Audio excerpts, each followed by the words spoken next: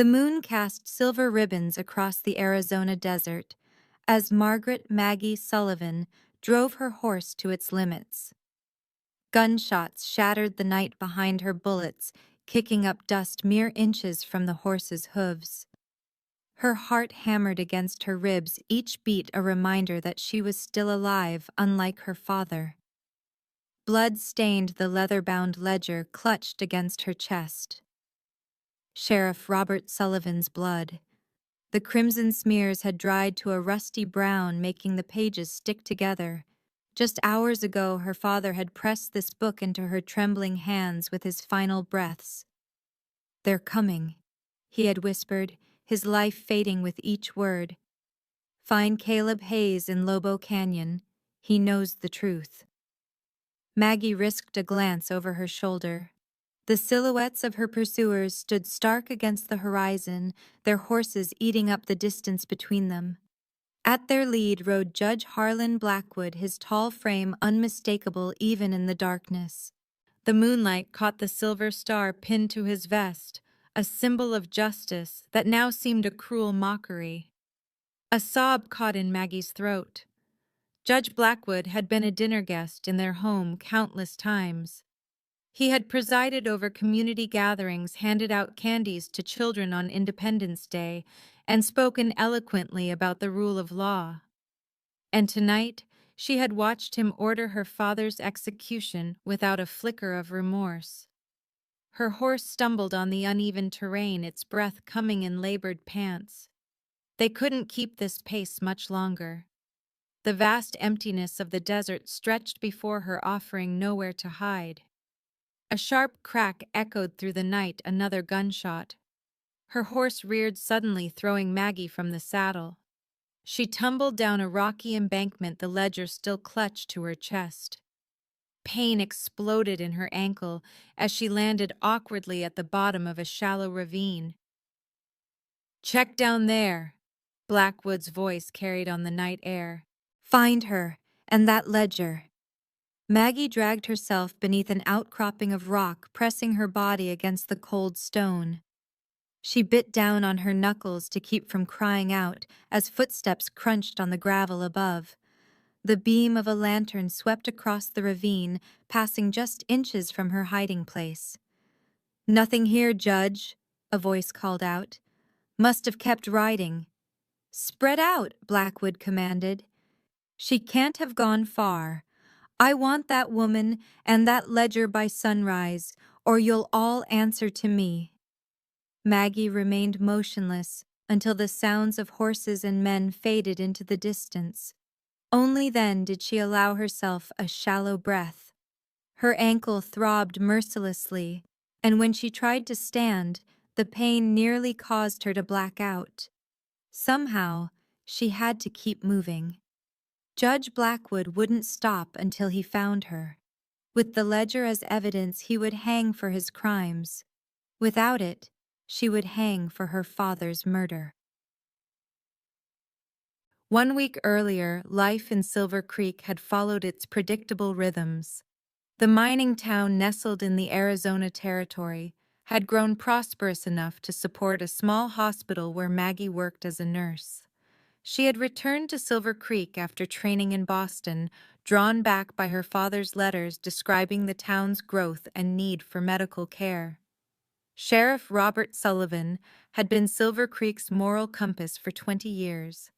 Tall and broad-shouldered even in his 50s, with a silver-streaked beard and kind eyes that could turn to steel when confronting wrongdoers, he commanded respect without demanding it. Widowed when Maggie was just 8 years old, he had raised her alone, teaching her to ride chute and stand up for what was right. That Tuesday had begun like any other. Maggie had finished her morning rounds at the hospital and was preparing to join her father for their weekly lunch at Millie's Cafe when Deputy Collins burst through the hospital doors. "Miss Sullivan, your pa's called an emergency town meeting. Says it's urgent, everyone's to gather at the courthouse in 30 minutes. The courthouse steps were already crowded when Maggie arrived. Her father stood at the top, his face grave. Beside him, Judge Blackwood watched the gathering crowd with an expression Maggie couldn't quite read. "Good people of Silver Creek," Sheriff Sullivan began, his voice carrying across the square. "For 20 years I've served as your sheriff. I've always believed that the law must protect everyone equally, the miner, the shopkeeper, the rancher." He paused, looking directly at Judge Blackwood. "It has come to my attention that certain taxes collected from our smaller ranchers have been redirected. Money meant for the new irrigation project has vanished. As your sheriff, I've been investigating these discrepancies for months." A murmur rippled through the crowd. Maggie watched as Judge Blackwood's face hardened. "I have evidence," her father continued, patting his breast pocket, "that will reveal exactly where that money has gone and who is responsible." Judge Blackwood stepped forward, then his hand raised in a placating gesture. "Friends, Sheriff Sullivan has been under considerable strain lately. These accusations are serious, but I assure you they are unfounded. Perhaps it's time our good sheriff considered retirement." The two men stared at each other, decades of friendship crystallizing into something hard and brittle in that moment. "This meeting is adjourned," Blackwood announced. "Sheriff, I believe we should continue this discussion privately." Maggie had tried to reach her father afterward, but Deputy Collins blocked her path. "Best leave them be, Miss Sullivan. Judge says they need privacy to sort this out." She had returned to the hospital, unease gnawing at her. That night, her father didn't come home for dinner.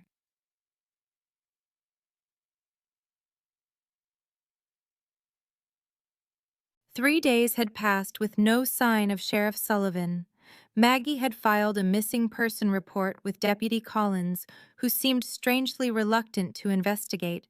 Judge Blackwood had publicly expressed concern, even organizing search parties, but something about his sympathetic smiles made Maggie's skin crawl. On the third night, she had been awakened by a soft tapping at her bedroom window. Her father stood outside, haggard and haunted, a finger pressed to his lips in warning. "Pa," she whispered, helping him through the window. "Where have you been? What's happened?" "No time, Maggie girl," he said, his voice hoarse. "Blackwood's men will be here soon. I've been gathering evidence against him for months, years, really. The irrigation money is just the beginning." He pressed a leather-bound ledger into her hands. "This proves everything. Blackwood's been building a criminal empire right under our noses. Extortion, land theft, even murder." "Murder." Maggie clutched the ledger, her blood running cold. "Remember the Henderson family? Their farm foreclosure? That wasn't bad luck. It was Blackwood. The stagecoach robbery last spring, Blackwood's men." Her father's eyes burned with a fevered intensity. "He's planning something big, something to do with the new railroad. He needs the land, and he'll remove anyone in his way." A noise from the front of the house made them both freeze. "They're here," her father whispered. "Listen carefully, Maggie. You need to get to Caleb Hayes in Lobo Canyon. Remember the stories I told you about my ranger days? Caleb was with me. He's been hiding all these years, but he'll help you." "I don't understand. Why can't we go to the federal authorities together?" "Blackwood's reach is long. We can't be sure who to trust." He pressed something else into her hand, a folded piece of paper. "This letter explains everything. Keep it safe." The sound of splintering wood echoed through the house as the front door gave way. "Go now through the back. Take Biscuit, he's the fastest horse in the stable. I'll hold them off." "Pa, no. I love you, Maggie girl. Your mother would be so proud of the woman you've become." He kissed her forehead, then pushed her toward the back window. "Now go." She had barely reached the stable when the gunshots rang out. 3 sharp cracks that stopped her heart. Through the gap in the barn doors, she saw Judge Blackwood himself standing over her father's body, smoke still rising from his pistol. "Find the ledger," he ordered the men surrounding him, "and find his daughter." The memory of that night burned in Maggie's mind as she limped through the desert 3 days later. Her water had run out yesterday. Her lips were cracked and bleeding, her throat so dry it felt lined with sand. The wound on her ankle had begun to fester each step, sending waves of fiery pain up her leg. Still she pushed forward. Lobo Canyon had to be close. Her father's maps had shown it less than 15 miles from the old Apache Trail. If she could just hold on a little longer. As night fell again, bringing momentary relief from the punishing sun, Maggie's senses sharpened. A scent drifted on the air, wood smoke. Hope fluttered in her chest. Smoke meant people and people meant water. Or it meant Blackwood's men had gotten ahead of her. She hesitated, weighing her options. Without water, she would be dead by morning. The decision made itself. Following the scent, she crested a small rise and saw it a tiny cabin nestled beneath an enormous red rock formation. A single horse stood tethered near a dying fire. The animal raised its head, as if sensing her presence, but made no sound. Maggie stumbled forward, her vision blurring at the edges. Just a few more steps. A shadow detached itself from the darkness beside the cabin. A tall, broad-shouldered figure with a rifle cradled in the crook of one arm. The man's face was obscured by a wide-brimmed hat and a thick graying beard. He raised the rifle, pointing it squarely at her chest. This was it, then. She had failed. Blackwood's men had found Caleb Hayes first, or perhaps this was some other bounty hunter, eager to collect the reward that was undoubtedly on her head by now. Maggie's legs finally gave out. She sank to her knees, the ledger still clutched to her chest. One tear traced a path through the dust on her cheek as she closed her eyes, waiting for the shot that would end her journey. Instead, a gruff voice broke the silence. "Bob Sullivan's girl, are you?" Her eyes flew open. The man had moved closer, his rifle now lowered. In the firelight, she could see his face, weathered and lined with eyes the color of a winter sky.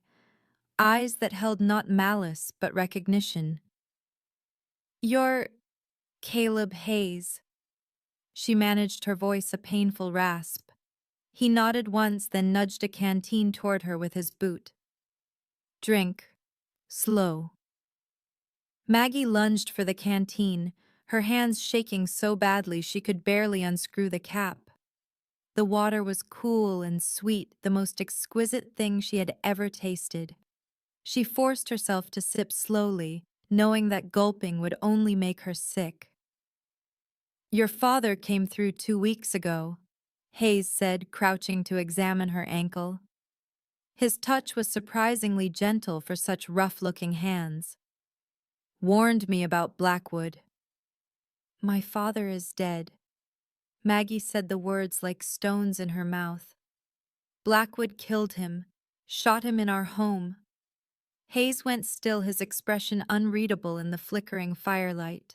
Then he nodded once, as if confirming something he had already suspected. "I'm sorry," he said simply. "Bob was a good man, the best I ever knew." He gestured to her swollen ankle. "That looks bad. Infection's setting in. Can't leave you out here like this." Without waiting for a response, he stood and returned to the fire, retrieving a cloth and a small pot of water, heating at the edge of the flames.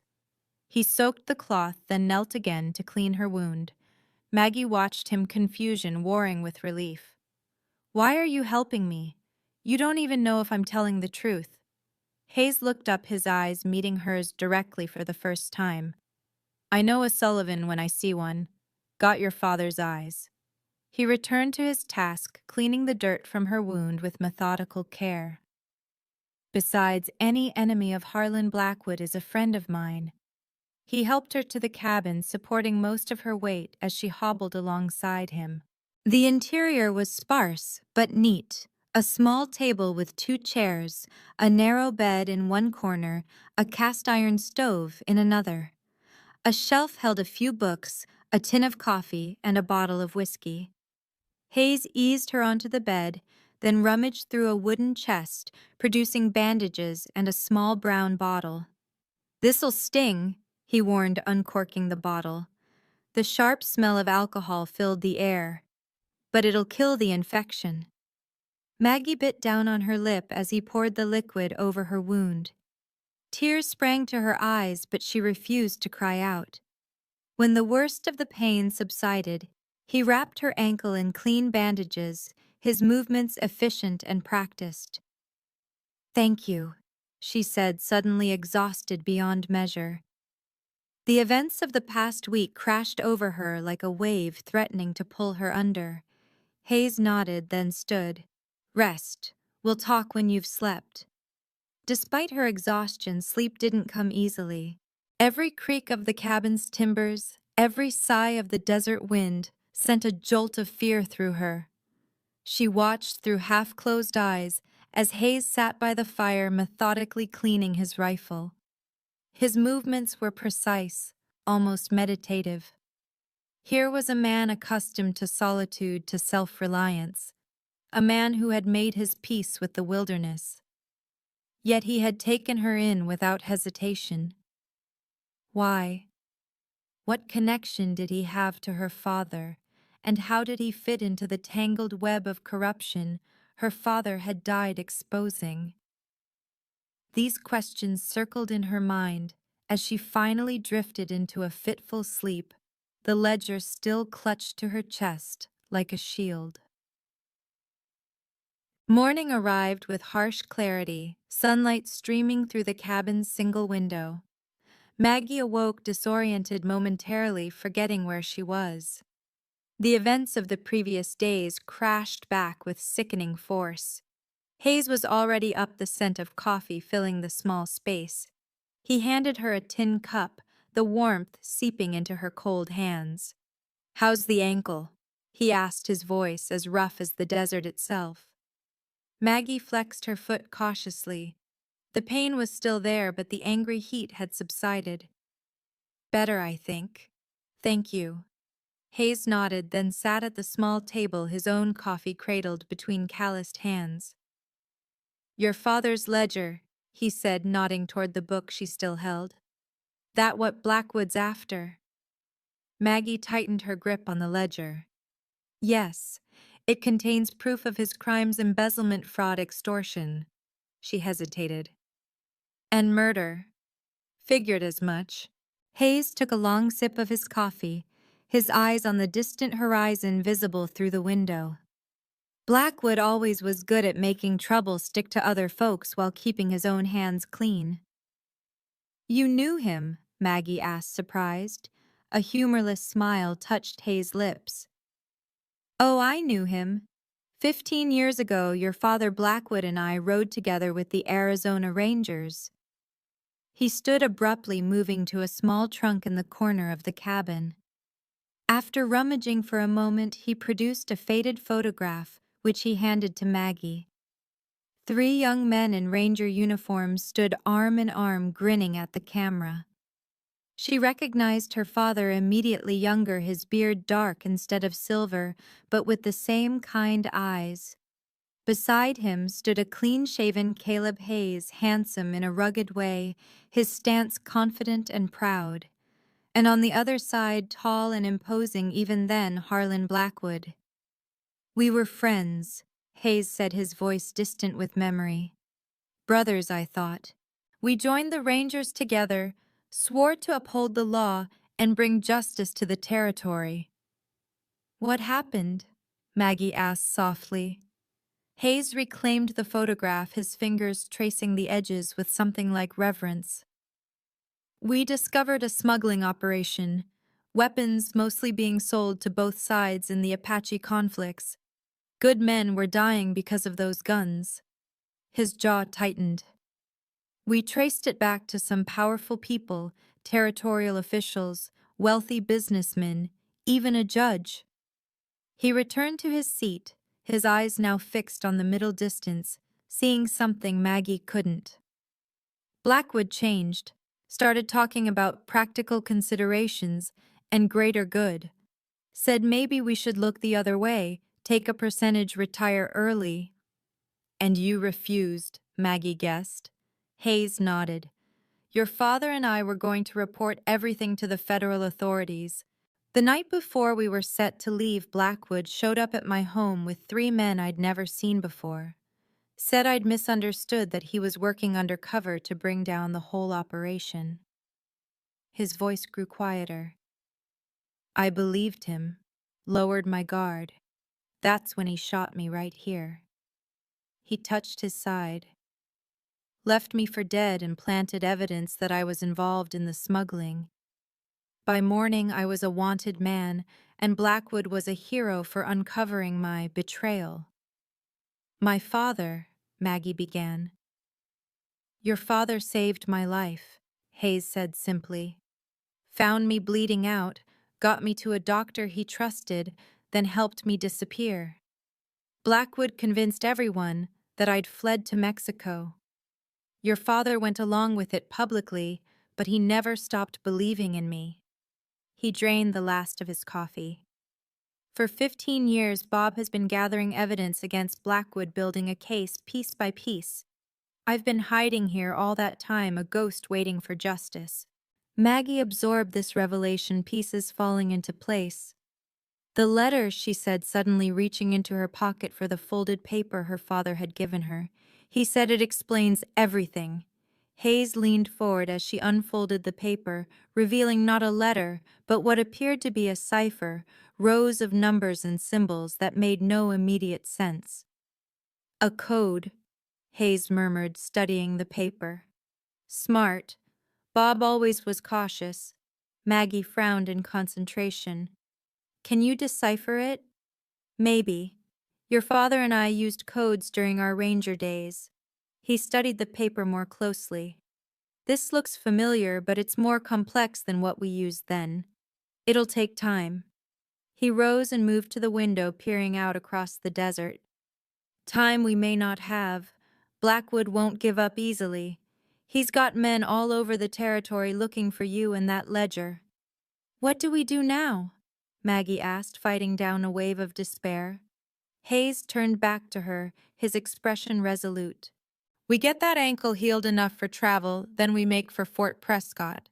There's a federal judge there, William Freeman. He's a good man from what I hear. Incorruptible. If anyone can help us bring Blackwood down, it's him. How far is Fort Prescott? 100 miles, give or take. Rough country between here and there. Maggie swallowed hard. 100 miles through the desert with Blackwood's men searching for them.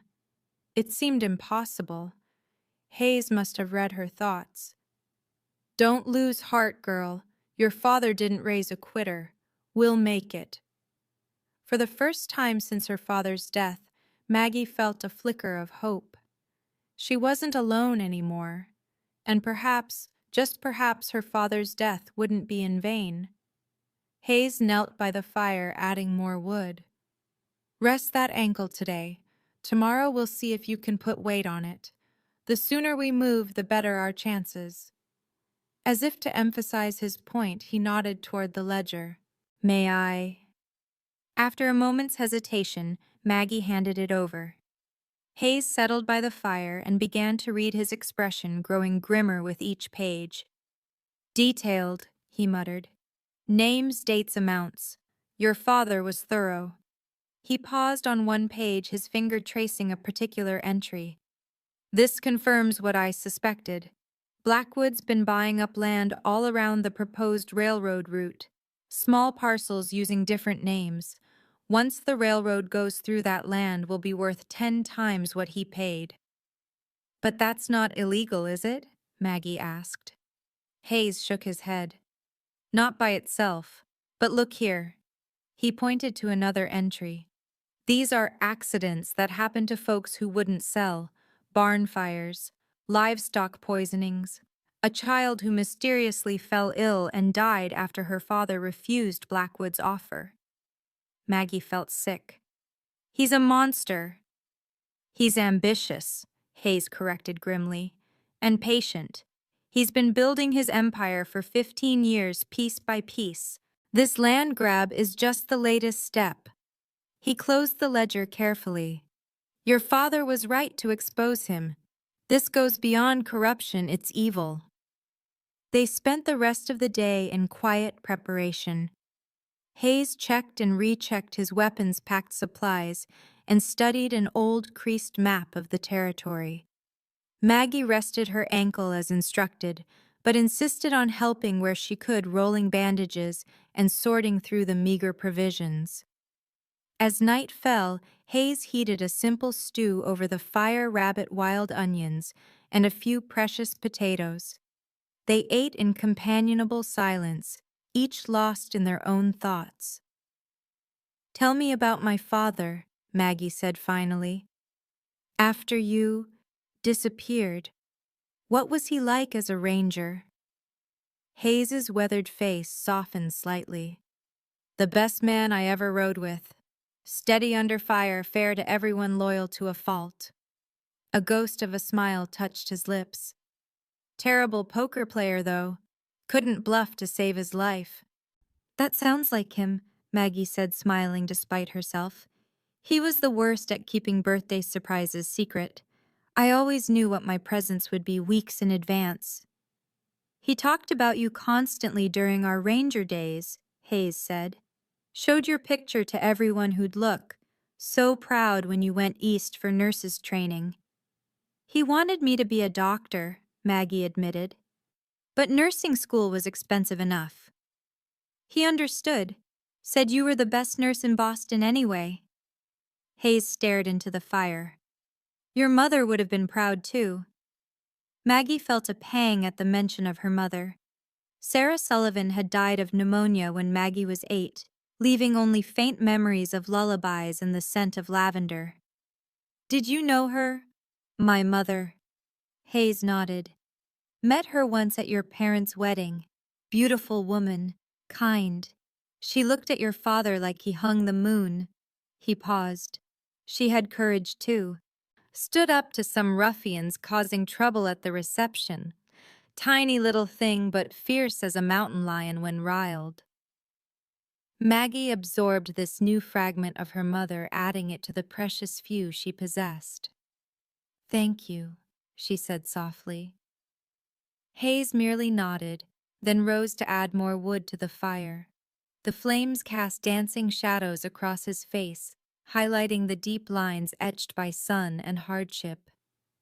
"What happened to your family?" Maggie asked hesitantly. "After you had to disappear." Something dark passed over Hayes's features. "My wife couldn't accept that I was innocent. Believed Blackwood's lies. She remarried a year later, a banker from Tucson." His voice was flat, devoid of emotion. "My son Matthew was just a boy, 5 years old. He wouldn't remember me now." "I'm sorry," Maggie said, regretting her question. Hayes shrugged. "Ancient history." But his eyes told a different story. This was a wound that had never healed, a loss that still cut deep after 15 years. They lapsed into silence again, the crackling of the fire the only sound. Eventually, Hayes spoke again, his voice low and rough. "Get some sleep. We'll need to move at first light if that ankle's strong enough." Maggie nodded, settling back onto the narrow bed. Despite the dangers that lay ahead, she felt safer than she had in days. Caleb Hayes was a hard man, shaped by loss and betrayal, but he was also her father's friend. For now, that was enough. Dawn broke with a crisp clarity unique to the desert. Maggie awoke to find Hayes already packed and ready, his few possessions stowed in saddlebags. He helped her test her ankle, which bore her weight with only a dull ache. "It'll do," he pronounced, "but we'll need to wrap it tight for riding." He fashioned a sturdy splint from wooden slats and bandages, his hands deft and sure.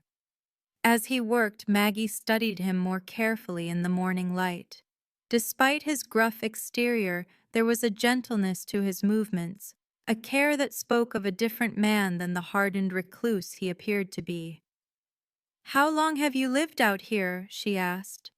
12 years in this cabin, 3 years before that moving from place to place, staying ahead of bounty hunters. He finished wrapping her ankle and stood. "Your father helped set me up here, brought supplies every few months." The slip into past tense hung heavy between them. Hayes cleared his throat. "Ever ridden bareback?" he asked, changing the subject. Maggie nodded. "My father taught me when I was young." "Good. We'll double up on Thunder here until we can get you a mount of your own." He patted the dark horse's neck. "He's strong, but 2 riders will slow us down. We'll need to be extra cautious." He helped her onto the horse, then swung up behind her with surprising agility for a man his age. One arm encircled her waist, steadying her as Thunder began to move. "Keep your eyes open," Hayes advised as they rode away from the cabin.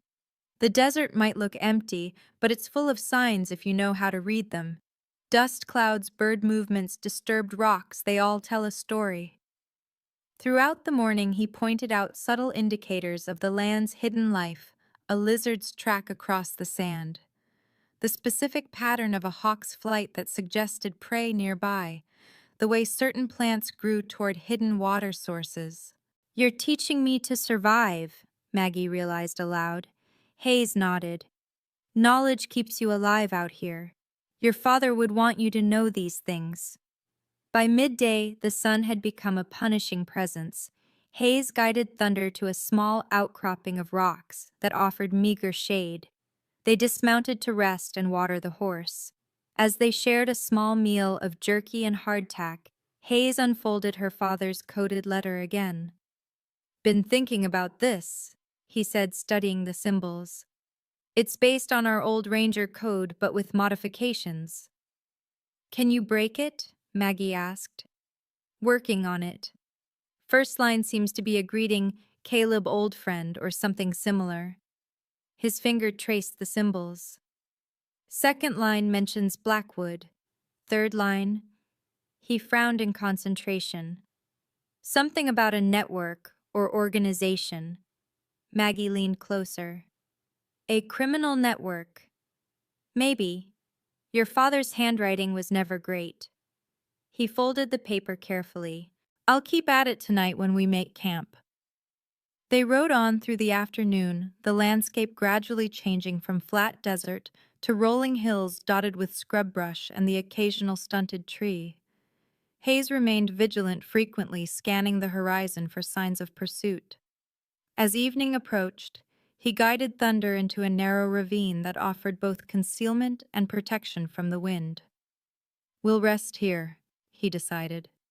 "Cold camp tonight, no fire. Can't risk the smoke being seen."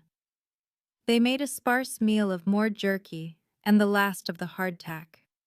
The temperature dropped rapidly with the sun, and Maggie found herself shivering despite her jacket. Without comment, Hayes removed his worn duster and draped it around her shoulders. The coat carried his scent leather tobacco and something indefinably wild like the desert itself. "Thank you," she said, pulling it closer. He merely nodded, then pulled out the coded letter again, squinting at it in the fading light. "Getting clearer now," he murmured. "Your father was warning about something bigger than we thought." "What do you mean?" Hayes looked up, his expression grave. "Blackwood isn't working alone.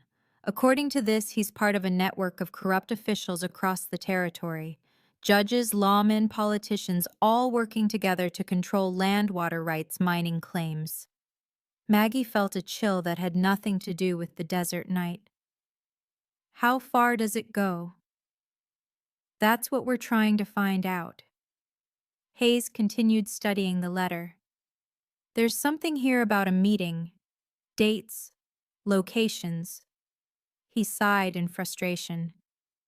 "Need more light to make sense of it all." He carefully folded the letter and tucked it away. "Get some sleep. I'll take first watch." Maggie settled on the hard ground, using Hayes's duster as both blanket and pillow. Despite her exhaustion, sleep eluded her. The enormity of what they faced pressed down like a physical weight. Not just one corrupt judge, but an entire network of powerful men with everything to lose if exposed. "Hayes," she said softly, "do you think we can actually win this against so many powerful people?" In the darkness, she couldn't see his expression, only his silhouette against the star-filled sky. "Your father thought so," he answered finally. "That's good enough for me." His simple faith in her father's judgment was oddly comforting. Maggie closed her eyes, lulled by the rhythm of thunder's occasional snorts and the whisper of the desert wind. Just before sleep, claimed her another question surfaced. "Why did you stay out here all these years? You could have gone anywhere, started a new life under a different name." There was a long silence. When Hayes finally answered, his voice was so low she almost didn't hear it. "Some debts can only be paid in full. Your father saved my life. I swore I'd help him bring Blackwood to justice someday." A pause. "I keep my promises, Miss Sullivan." In those words, Maggie heard the essence of the man, his honor, his loyalty, his unwavering sense of duty. Despite everything taken from him, Caleb Hayes had retained his fundamental decency. It was a revelation that followed her into dreams. They rode for 3 more days, gradually, making their way north and east toward Fort Prescott. Hayes proved to be a knowledgeable guide, finding water where Maggie saw only barren rock, identifying edible plants to supplement their dwindling provisions, reading the land like others read books. Each night he worked on deciphering more of her father's letter, piecing together a disturbing picture of corruption that stretched across the territory. According to Sheriff Sullivan's investigation, Blackwood was just one member of a group that called themselves the Association. Powerful men who had spent years manipulating land ownership water rights and mining claims to enrich themselves. "The railroad's the key," Hayes explained on their 4th night as they camped in the shelter of a small box canyon. He had risked a small fire shielded from view by the canyon walls. "When the Southern Pacific extends its line through the territory, certain lands will become incredibly valuable overnight." "And Blackwood's been acquiring those lands," Maggie said, understanding dawning. "Exactly. Sometimes legally, sometimes through intimidation or worse." Hayes gestured to the ledger. "Your father documented dozens of cases where people who refused to sell suffered accidents or found themselves facing trumped-up criminal charges. But why kill my father now? After all these years?" Hayes's expression darkened. "According to this letter, the association is planning something big, some kind of land grab that would displace hundreds of small farmers and ranchers. Your father must have gotten too close to exposing it." A chill ran through Maggie despite the fire's warmth. "We need to get to Fort Prescott as soon as possible." "Agreed, but we need to be careful. Blackwood will have men watching all the main approaches." Hayes studied the map spread before him. "There's a settlement about a day's ride from here, place called Copper Springs. Small trading post, a few cabins. We might be able to get you a horse there." "Is it safe?" Maggie asked. Hayes shrugged. "Safer than riding double all the way to Fort Prescott. Thunder's strong, but he's tiring, and we're too conspicuous like this." Maggie nodded her agreement. The practical considerations were compelling, but there was more to it, a growing awareness of Hayes himself. Riding pressed against him day after day had awakened sensations she hadn't expected. The solid strength of him, the way his arms steadied her when the terrain grew rough, the rumble of his voice she could feel through his chest when he spoke. It was inappropriate and ill-timed, this awareness. He was her father's friend, old enough to be her father himself. And yet, She pushed the thoughts away, focusing instead on tending the fire. Hayes continued studying the map, occasionally making notes in the margins. "Tell me more about Fort Prescott," she said to distract herself. "Have you been there before?" Hayes shook his head. "Not for many years. It's grown since then, Army Post Trading Center, even a small courthouse where the federal judge holds session." "And this Judge Freeman, you're sure he'll help us?" "As sure as I can be about any man wearing a robe," Hayes said with a trace of bitterness. "Your father trusted him according to his letter. Said Freeman was one of the few honest judges left in the territory." He folded the map carefully. "But we won't go in blind. We'll observe first, make sure it's not a trap." "You think Blackwood might have reached him too?" Hayes' eyes were hard in the firelight. "I don't trust any judge these days, not until they prove themselves." His suspicion was understandable given his history, but it highlighted the magnitude of their challenge. If they couldn't trust the very institutions meant to uphold justice, where could they turn? Hayes seemed to read her thoughts. "One step at a time, Miss Sullivan. First Copper Springs, then Fort Prescott. We'll face each problem as it comes." His pragmatic approach was reassuring. Whatever else happened, Caleb Hayes was a man who had survived 15 years in some of the harshest conditions imaginable. If anyone could guide her safely to Fort Prescott, it was him. As she settled down to sleep, Maggie found herself studying Hayes's profile against the night sky. In another life, he might have been the sheriff instead of her father, respected, admired, surrounded by family and community. Instead, betrayal had forced him into solitude, shaped him into this quiet, self-contained man who expected little from the world. Yet he had taken her in without hesitation, risked his hard-won safety to help her. For her father's sake, yes, but there was more to it than that. A fundamental decency that even 15 years of exile hadn't erased. With that comforting thought, she drifted into sleep, one hand resting on the ledger that had cost her father his life, and that might yet bring his killer to justice. They reached the outskirts of Copper Springs by midday the following day. Hayes reined in thunder at the top of a low rise, surveying the settlement spread below them. A dozen or so buildings clustered around a central square with scattered cabins dotting the surrounding area. A creek meandered through the center, explaining the settlement's existence in this otherwise arid landscape. "Looks quiet enough," Hayes murmured. "But we'll approach carefully. Keep your head down and let me do the talking." He guided Thunder down a side trail that brought them into town from the east, avoiding the main road. The settlement was smaller than Silver Creek, with none of the prosperity that silver mining had brought to Maggie's hometown. The buildings were weathered, the few people visible going about their business with the unhurried pace of a community where little changed from day to day. Hayes dismounted in front of the general store, then helped Maggie down. "Wait here with Thunder," he instructed. "I'll see what I can find out." She nodded, keeping her face partially hidden by the brim of the hat Hayes had given her. After a few minutes, a young boy approached, eyeing Thunder with undisguised admiration. "That's a fine horse, ma'am," he said.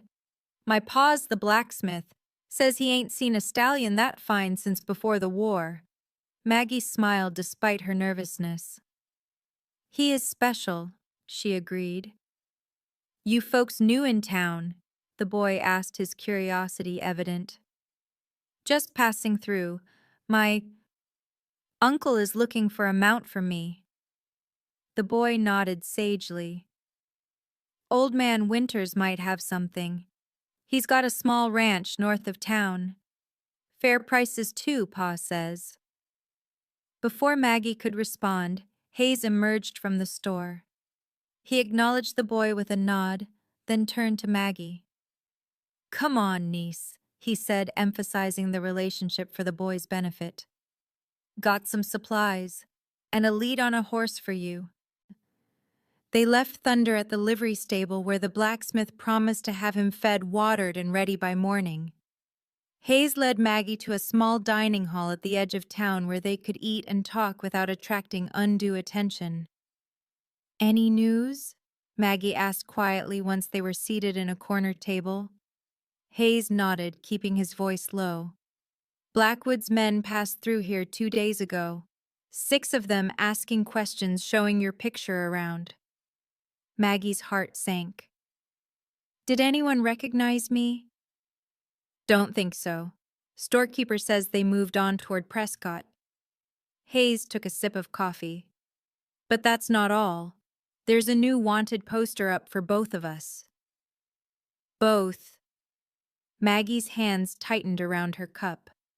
"You for your father's murder, me for being an accomplice and a fugitive from justice."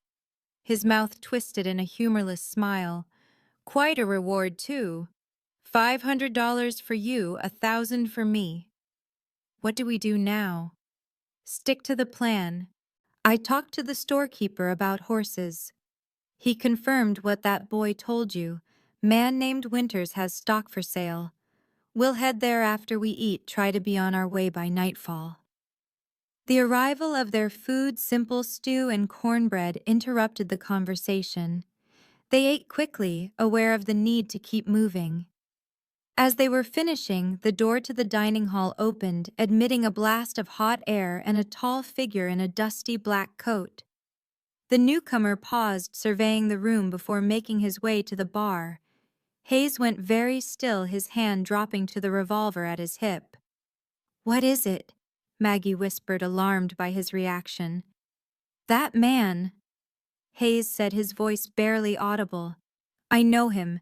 Jack Denton. Used to ride with Blackwood. Keep your head down and don't turn around." Maggie obeyed, her heart hammering. Had they been recognized? Was their journey about to end before it had truly begun? Hayes carefully placed coins on the table, then stood positioning himself between Maggie and the newcomer. "Follow me," he murmured. "Natural pace. Don't run." They made their way to the door, Hayes nodding casually to the few other patrons. Just as they reached the exit, a voice called out behind them, "Hold up there, friend!" Hayes froze, then turned slowly. Denton had moved away from the bar and was standing in the center of the room, his hand hovering near his gun. "Something familiar about you," Denton said, his eyes narrowed. "Have we met before?" "Don't believe so," Hayes replied evenly. "Just passing through with my niece here." Denton's gaze shifted to Maggie, who kept her face down, heart pounding so loudly she was sure everyone must hear it. "Your niece, huh?" Denton took a step closer. "Funny thing, been looking for a young woman about her age. Murdered her father back in Silver Creek." The dining hall had gone silent, the few other patrons sensing the tension and drawing back. "That so?" Hayes said, his voice neutral. "Terrible thing. But as I said, we're just passing through, on our way to visit family in Prescott." Denton's hand moved to his gun. "Why don't you both step outside with me? Just want to ask a few questions." It happened so quickly that later Maggie could barely reconstruct the sequence of events. Hayes moved like a striking snake, drawing and firing in one fluid motion. Denton's gun had barely cleared its holster when Hayes's bullet struck him in the shoulder, spinning him backward. "Run!" Hayes shouted, grabbing Maggie's arm and propelling her through the door. They sprinted down the dusty street, the sound of shouting behind them. Hayes pulled her into an alley between buildings, then through a series of narrow passages until they emerged behind the livery stable. "Thunder!" Maggie gasped, understanding his intention. Hayes nodded grimly. "No time for niceties now." The blacksmith was nowhere to be seen as they entered the stable. Thunder nickered in recognition as Hayes quickly saddled him, his movements economical and swift. "What about a horse for me?" Maggie asked. "No time. We'll have to double up again until we're clear." He helped her mount, then swung up behind her. "Hold tight. This won't be a gentle ride." They burst from the stable at a gallop, Hayes guiding Thunder toward the northern edge of town. Shouts and the occasional gunshot echoed behind them, but no one seemed to be in immediate pursuit. "Where are we going?" Maggie called over her shoulder. "Winter's Ranch," Hayes replied. "Need to get you a horse or we'll never make it to Prescott." The landscape opened up before them, Thunder's powerful strides eating up the distance. Behind them, Copper Springs dwindled to a smudge on the horizon. Only when they were well clear of the town did Hayes slow Thunder to a more sustainable pace. The horse's sides heaved with exertion, foam flecking his dark coat. "That was Denton?" Maggie asked. "From when you were rangers?" Hayes nodded, his expression grim. "Blackwood's right-hand man back then. Looks like he still is." "You could have killed him." "Could have," Hayes agreed. "Maybe should have. But a dead man brings questions. A wounded man might buy us time while they tend to him." His pragmatic reasoning made sense, but Maggie suspected there was more to it. Despite everything, Caleb Hayes was not a killer by nature. He had aimed to wound, not to kill, even when facing an enemy who would have shown no such restraint. They rode in tense silence for several miles, Hayes constantly checking behind them for signs of pursuit. The sun was beginning its westward descent when they crested a small hill and saw a modest ranch spread out before them, a main house, a barn, and several corrals containing horses. "Winter's place," Hayes said. "Let's hope he's amenable to selling a horse quickly." The ranch appeared, peaceful smoke rising from the chimney of the main house, a dog barking a greeting as they approached. An older man emerged from the barn, shading his eyes against the sun as he watched their approach. "Afternoon," Hayes called as they drew near. "You Winters." The man nodded, his weathered face wary but not unfriendly. "That's right, Samuel Winters. What can I do for you folks?" Hayes dismounted, then helped Maggie down. "Need a horse, for my niece here. Heard in town you might have something suitable." Winters studied them thoughtfully, his gaze lingering on Thunder. "Fine animal you've got there. Thoroughbred stock, if I'm not mistaken." "He is," Hayes acknowledged. "But we need a second mount, urgently." Something in Hayes' tone must have conveyed their desperation, for Winter's expression shifted. "Trouble following you, I take it?" Hayes hesitated, then nodded once. "Could say that." Winters sighed. "Seems like half the territory's running from something these days." He turned toward the corral. "Got a few horses that might suit. Mare over there, the dun with the white blaze. 7 years old, steady temperament, good endurance." Hayes approached the corral, studying the horse in question. "Looks sound," he agreed. "Price? $40 with saddle and tack." It was a fair price, perhaps even generous given their obvious need. But Maggie knew Hayes had limited funds. He had mentioned having some savings hidden at his cabin, but they'd left in such haste. To her surprise, Hayes reached into his boot and extracted a small leather pouch. From it, he counted out $40 in gold coins. "Emergency fund," he explained, catching her questioning look. "Your father's idea years ago." Winters accepted the payment, then extended his hand. "Samuel Winters," he said formally. Hayes hesitated only briefly before clasping the offered hand. "Caleb Hayes, this is Margaret Sullivan." Maggie shot him a startled look. Why reveal their real names when they were wanted fugitives? Winter's eyebrows rose slightly. "Hayes, the ranger who turned outlaw." "The ranger who was framed," Hayes corrected quietly. A long moment passed as Winters seemed to evaluate them. Then he nodded slowly. "My brother rode with the Rangers for a spell. Always said there was something off about that story. He gestured toward the house. Sun's getting low. You folks look like you could use a meal and a place to rest. Hayes shook his head. Appreciate the offer, but we need to keep moving.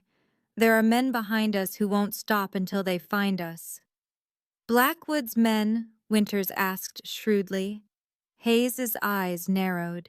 What do you know about Blackwood? Know he's been buying up land all around here, using different names, but it's him behind it all. Winters spat into the dust. Offered to buy this place last month. When I refused, had some of his boys visit. Said accidents happen to stubborn old men. The parallels to the entries in Sheriff Sullivan's ledger were unmistakable.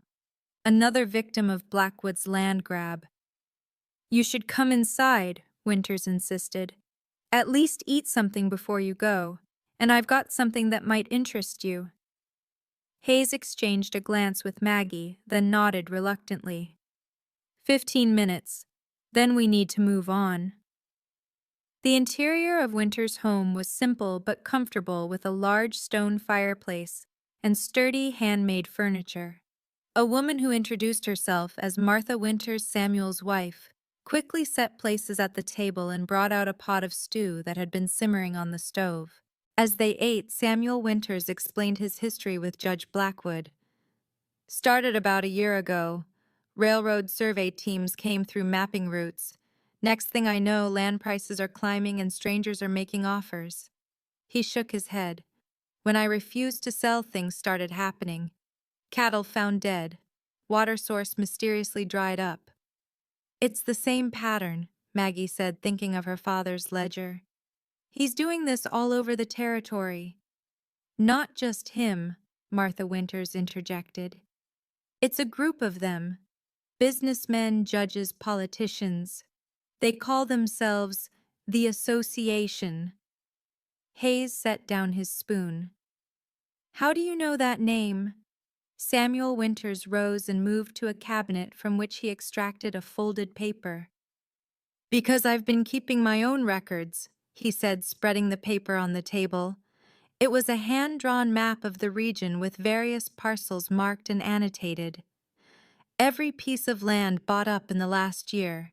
Every owner who's been threatened or worse. Hayes studied the map intently. This is valuable information, he said finally. Confirms what we already suspected, but with more detail. Take it, Winters offered. Add it to whatever evidence you're carrying to Fort Prescott. Hayes looked up sharply. How did you know that's where we're headed? Where else would you go? Only federal judge within 100 miles is there. Winter's expression turned grave.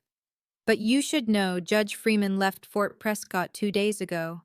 Won't be back for at least a week. This news hit Maggie like a physical blow. Without Judge Freeman, their entire plan collapsed. Who else could they trust with their evidence? Hayes's face revealed nothing, but she felt the tension in his body. Where did he go? He asked. Territorial capital, some kind of urgent meeting. Or he had been deliberately called away, Maggie thought with a chill. If Blackwood's influence was as widespread as they feared, he might have arranged Freeman's absence. There's something else, Martha Winters said hesitantly. She glanced at her husband, who nodded encouragement. We've heard rumors about a place called Sarah's Haven. It's a way station on the old Underground Railroad, now a safe house for people in trouble with the association. Hayes went very still.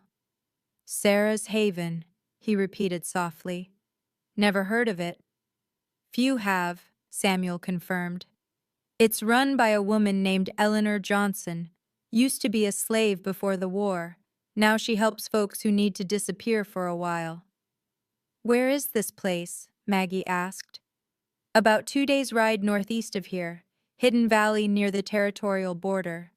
Samuel traced the route on his map. Not easy to find unless you know what you're looking for. Hayes and Maggie exchanged looks. Without Judge Freeman at Fort Prescott, they needed a new plan. A safe place to regroup, perhaps, to wait until the judge returned. This Eleanor Johnson, Hayes said carefully. Can she be trusted? Martha Winters smiled. With your life, she's helped dozens escape the association over the years. If anyone can keep you safe until Freeman returns, it's her. The decision seemed to make itself. Hayes carefully folded Winter's map and tucked it into his coat. We appreciate the information and the meal, but we should move on before full dark. Samuel nodded understanding. I'll saddle the mare for you. As Winters left to prepare the horse, Martha pressed a bundle into Maggie's hands. Food for the journey, she explained. And a change of clothes. You stand out too much in those town clothes.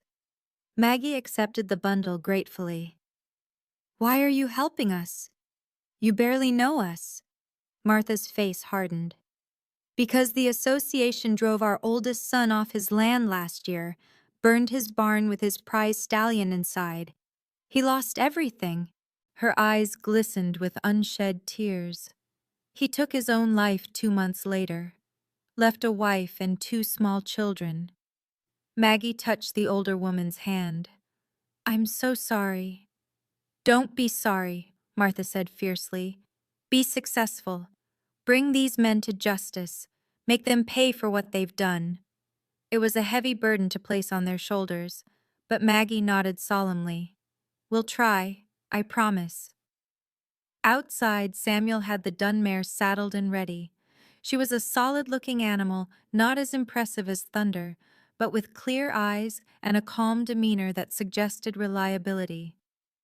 Her name's Penny, Winters said, patting the mare's neck. She'll serve you well. Hayes checked the saddle and bridle with practiced hands, then nodded approval. Thank you, he said simply, but the words carried weight. Winters clasped Hayes's hand again. Good luck to you both. The territory needs men like you and Sheriff Sullivan. May his soul rest in peace. Maggie felt tears prick her eyes at this unexpected tribute to her father. Thank you, she echoed. They mounted their horses, Hayes on Thunder and Maggie on Penny, who accepted her new rider with equanimity. With final waves to the Winters, they rode north following a faint trail that would eventually lead them to Sarah's Haven. As the ranch disappeared behind them, swallowed by the gathering dusk, Maggie felt a curious mixture of dread and hope. Their journey had grown more complicated, the dangers multiplied. And yet they had also found unexpected allies, people whose lives had been touched by the same corruption that had claimed her father. Perhaps they weren't as alone in this fight as she had feared. Beside her, Hayes rode in thoughtful silence, his face set in lines of determination. Whatever came next, Maggie knew with sudden certainty that this man would not abandon their quest for justice. Not for his sake, nor for her father's, but for all those who had suffered under the association's yoke. As night settled over the desert, they rode on 2 figures silhouetted against the endless stars, carrying with them the hopes of those they had left behind. Dawn broke over the desert in ribbons of gold and crimson. Maggie and Hayes had ridden through most of the night, stopping only for brief rests to water the horses and stretch their legs. They were both exhausted, but the knowledge that Blackwood's men were likely in pursuit kept them moving. As the sun climbed higher, Hayes guided them into a narrow canyon where a small spring bubbled from the rocks, creating a ribbon of green vegetation in stark contrast to the surrounding arid landscape. We'll rest here for a few hours, he decided, dismounting stiffly. Horses need water and rest. So do we. Maggie slid from Penny's back, her muscles protesting after the long ride. The mare immediately lowered her head to drink from the spring, while Thunder stood guard. His ears pricked forward as if listening for danger. Hayes surveyed their surroundings with practiced eyes. Defensible position, one way and good visibility. We should be safe enough for a short rest. He helped Maggie spread a small tarp in the shade of an overhanging rock, then unrolled their bedding. You sleep first, he instructed. I'll keep watch. Maggie was too exhausted to argue. She sank onto the bedroll, her body surrendering to fatigue almost instantly. Yet even as sleep claimed her, part of her remained alert, attuned to Hayes's presence as he moved quietly around their small camp, checking the horses, scanning the horizon. She dreamed of her father not as she had last seen him bleeding on the floor of their home, but as he had been in life, strong, kind, laughing, as he taught her to fish in the creek near Silver Creek. In the dream, he turned to her with a smile that faded into seriousness. Trust Hayes, he said, his voice as clear as if he were truly beside her. He knows the way.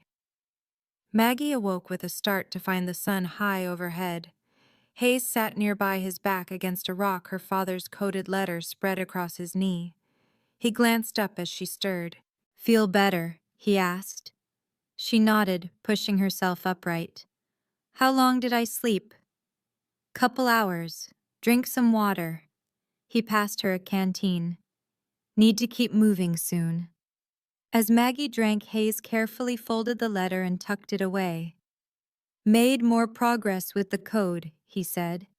Your father was thorough, names, dates, locations.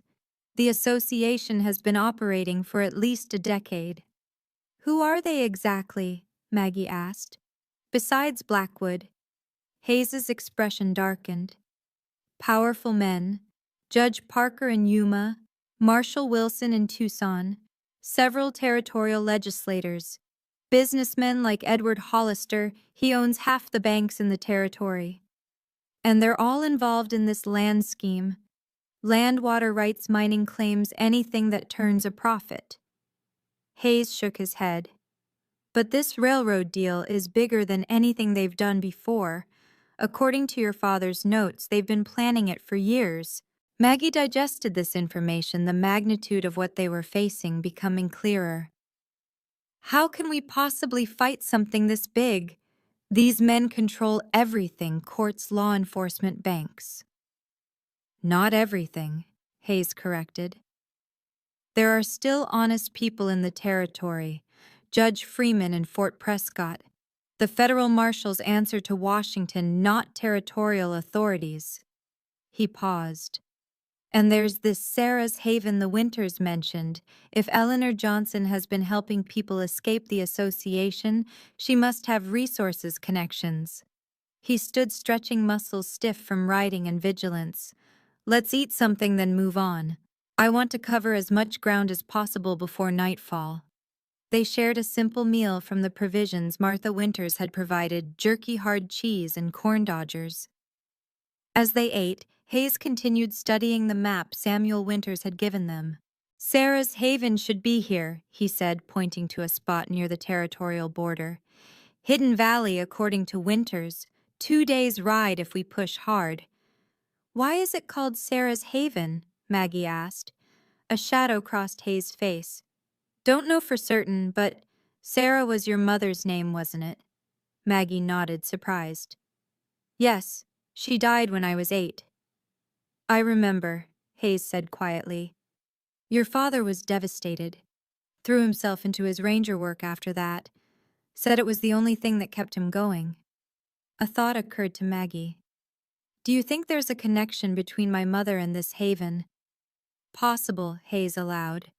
Your father never talked much about her past, just that she was from back east originally. This glimpse into her mother's history intrigued Maggie. Her father had always been reluctant to discuss Sarah Sullivan beyond the most basic details: that she had been beautiful, kind, and taken too soon by pneumonia. What other secrets might he have kept? They packed up camp quickly and continued their journey, following the route Winters had marked. The terrain grew more challenging as they rode northeast, rocky hills giving way to steep-sided canyons and narrow passes. Hayes led the way, occasionally stopping to consult the map or point out landmarks. Apache country, he remarked at one point, gesturing to distinctive rock formations in the distance. Or it was before they were forced onto reservations. I learned tracking from an Apache scout during my ranger days. Man could read sign that was invisible to most white men. As he spoke, he scanned the ground before them, occasionally dismounting to examine tracks or disturbed earth. His vigilance was a constant reminder of the danger that followed them. By late afternoon, dark clouds had gathered on the horizon, promising a rare desert thunderstorm. Hayes studied the sky with concern. "Need to find shelter before that hits," he said. "Flash floods in these canyons can be deadly." They pushed on the air, growing heavy with moisture, thunder rumbling in the distance. The horses grew skittish, sensing the approaching storm. Finally, Hayes spotted what he was looking for, a cave entrance set high in a canyon wall, accessible by a narrow trail. "There," he said, pointing. "That should keep us dry." They had barely reached the cave when the storm broke with sudden violence. Rain fell in blinding sheets, transforming the dry canyon below into a rushing torrent within minutes. Inside, they found the cave surprisingly spacious, and more importantly, dry. Hayes built a small fire near the entrance where the smoke could escape without filling their shelter. The flickering light cast their shadows large against the cave walls as they settled in to wait out the storm. "Good spot," Maggie remarked, watching the rain cascade past the cave entrance like a silver curtain. "How did you know it was here?" "Didn't," Hayes admitted. "But these formations often have caves. Learned to look for them over the years." He fed another small branch to the fire. "Out here you either learn or you die." The blunt assessment was characteristic of Hayes, no sentiment, just practical wisdom born of hard experience. Yet Maggie had begun to see beyond his gruff exterior to the man beneath, observant, thoughtful, guided by a strong moral compass, despite everything he had endured. As the storm raged outside, Hayes once again took out her father's coded letter, holding it close to the firelight. "Getting clearer now," he murmured. "There's something here about a meeting, the association gathering to finalize their plans." "When?" Maggie asked, moving closer to see. "Next month, in Prescott." Hayes frowned in concentration. "Your father must have discovered this right before." He didn't finish the sentence, but Maggie understood. "Right before Blackwood had him killed." "That's why they're so desperate to find us," she realized. "The ledger and this letter don't just prove past crimes, they expose a plan that's still unfolding." Hayes nodded grimly. "And with your father gone, we're the only ones who know." The weight of that responsibility settled over them both. Outside, lightning flashed briefly, illuminating the cave in stark white light. In that instant, Maggie saw Hayes's face clearly, the deep lines etched by sun and hardship, the scar that ran along his jawline, the eyes that had seen too much suffering. Yet there was strength there too, and determination. "We'll reach Sarah's Haven tomorrow if the weather clears," he said, carefully refolding the letter. "Might find allies there." "And if we don't?" Maggie asked. "If Judge Freeman doesn't return to Fort Prescott, or if he can't be trusted after all?" Hayes was silent for a long moment, staring into the flames. "Then we take the fight directly to Blackwood," he said finally. "Your father gathered this evidence for a reason. One way or another, we make sure it serves that purpose." There was something in his voice, a cold resolve that sent a shiver through Maggie despite the fire's warmth. She remembered what the Winters had said about Hayes's reputation as a ranger. Before being framed, he had been known for bringing in the territory's most dangerous outlaws, always alive, always to face justice rather than frontier vengeance. "You've never killed a man, have you?" she asked suddenly. "Even as a ranger?" Hayes looked up, surprised by the question. "What makes you say that?" "The way you handled Denton back in Copper Springs. You could have killed him easily, but you chose to wound him instead." He was silent for so long that Maggie thought he might not answer. When he finally spoke, his voice was low, almost a whisper. "I've killed," he said, "during the war, 2 men. Never sat right with me afterward." He poked at the fire, sending sparks upward. "As a ranger, I made a promise to myself, bring them in alive if possible. Let the courts decide their fate. Even after what happened to you, after Blackwood betrayed you, and the courts failed you." Hayes met her gaze, his eyes reflecting the firelight. "Especially then. The moment I start acting as judge, jury, and executioner is the moment Blackwood wins. Proves I'm exactly what he painted me to be." This quiet revelation moved Maggie deeply. Despite 15 years of exile and injustice, Caleb Hayes had clung to his principles. It would have been so easy to become bitter, vengeful, to adopt the outlaw persona that had been thrust upon him. Instead, he had maintained his essential decency, wounded perhaps, but unbroken. The storm began to abate, the thunder growing more distant, the rain lessening to a gentle patter. Hayes rose to check on the horses tethered just inside the cave entrance.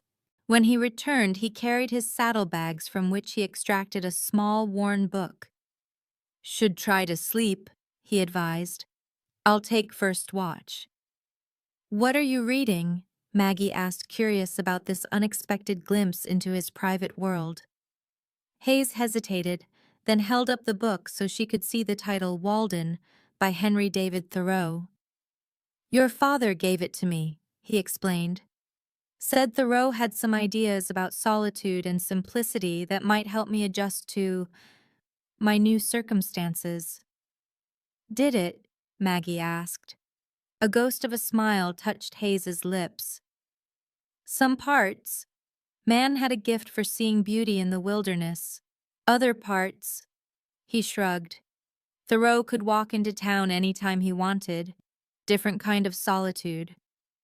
The simple observation contained volumes about Hayes's existence these past 15 years, the profound isolation, the constant vigilance, the knowledge that he could never safely rejoin society while Blackwood remained in power.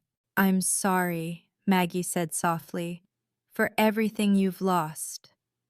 Hayes closed the book, his expression unreadable in the flickering light. "Get some sleep, Miss Sullivan. Long ride tomorrow." Maggie settled onto her bedroll, pulling a blanket around her against the cave's chill. As she drifted toward sleep, she found herself wondering about the man who kept watch nearby. What might his life have been if not for Blackwood's betrayal? Would he have remained a ranger, perhaps rising to captain? Would he have married again? Had children, built a life surrounded by community rather than solitude? These thoughts followed her into dreams, where her father and Hayes rode side by side beneath a clear blue sky, young and unburdened by the shadows that would later darken their lives. Morning brought clear skies and the fresh-washed scent that follows desert rain. The canyon below had drained quickly once the storm passed, leaving only scattered pools to mark the previous night's deluge. Hayes had allowed Maggie to sleep through the night, keeping watch himself, despite his own exhaustion. "You needed the rest more," he said simply when she protested. "Besides, I'm used to short sleep." They set out at first light, the horses refreshed after a night of shelter, and the desert vegetation temporarily greened by the rainfall. Hayes set a brisk pace, clearly hoping to reach Sarah's haven before nightfall. As they rode, Maggie found herself studying her companion with new awareness.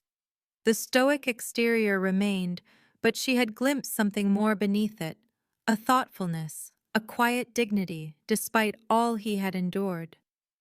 In another life, Caleb Hayes might have been the kind of man her father would have wanted her to meet under very different circumstances.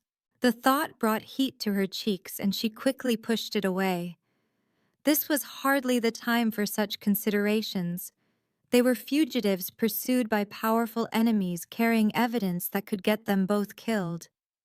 Romance had no place in their current reality, yet she couldn't deny the growing connection between them, forged in danger and shared purpose perhaps, but no less real for that. Around midday they stopped briefly to rest the horses and eat a cold meal. Hayes seemed preoccupied, frequently scanning the horizon and checking the map. "Something wrong?" Maggie asked. He frowned slightly. "Not sure. According to Winter's map, we should be getting close to Sarah's Haven, but the landmarks don't quite match what I'm seeing." "Could the map be wrong?" "Possible. Or deliberately vague." He folded the map and tucked it away. "A place like Sarah's Haven would need to stay hidden. Might be markings only someone in the know would recognize." They continued on the terrain, growing increasingly rugged. By mid-afternoon, they found themselves in a maze of narrow canyons, the walls rising steeply on either side. Hayes navigated with confidence, though Maggie noticed him checking the position of the sun frequently to maintain their direction. Finally, they emerged from the canyons into a broader valley, and Hayes rained thunder to an abrupt halt, his body suddenly tense. "What is it?" Maggie asked, alarmed by his reaction. He didn't answer immediately, his gaze fixed on something in the distance.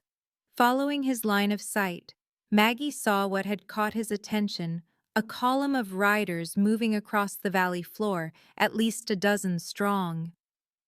"Blackwood," Hayes said, his voice a low growl. "And he's got Apache trackers with him. Damn good ones by the look of it." Fear clutched at Maggie's heart. "Have they seen us?" "Not yet, but they're cutting off our direct route." Hayes quickly guided Thunder back behind a rocky outcropping, Maggie following on Penny. "They must have guessed we're heading for Sarah's Haven. How the Winters wouldn't have betrayed us." "No, but if Denton recognized me in Copper Springs, Blackwood would know I'm with you. He knows my history with your father." Hayes studied the distant riders, his expression grim. "And if he knows about Sarah's Haven—" He didn't need to finish the thought. If Blackwood knew about the sanctuary that had helped so many escape his reach, he would have been watching it for some time. "What do we do now?" Maggie asked, fighting to keep her voice steady. Hayes scanned the surrounding terrain, his eyes narrowed in concentration. "We can't outrun them on open ground, not with that many, and they'll pick up our trail soon enough." He pointed toward a maze of jagged rock formations to the west. "That's our best bet. The locals call it Chimney Rock. Narrow passages, blind canyons, we might be able to lose them in there." It sounded desperate, a gamble against terrible odds. But looking at Hayes's determined face, Maggie knew it was their only chance. "Lead the way," she said. They rode hard for Chimney Rock, keeping to low ground and natural cover where possible to avoid being spotted. The rock formation loomed larger as they approached, a chaotic jumble of spires and columns, the result of ancient volcanic activity and millennia of erosion. As they reached the first narrow passage, Hayes paused to look back. The distant riders had changed direction, now moving purposefully toward Chimney Rock. "They've spotted our dust," he said grimly. "Or the trackers picked up our trail. Either way, they're coming." They plunged into the maze, the passages so narrow in places that their stirrups scraped against the rock walls.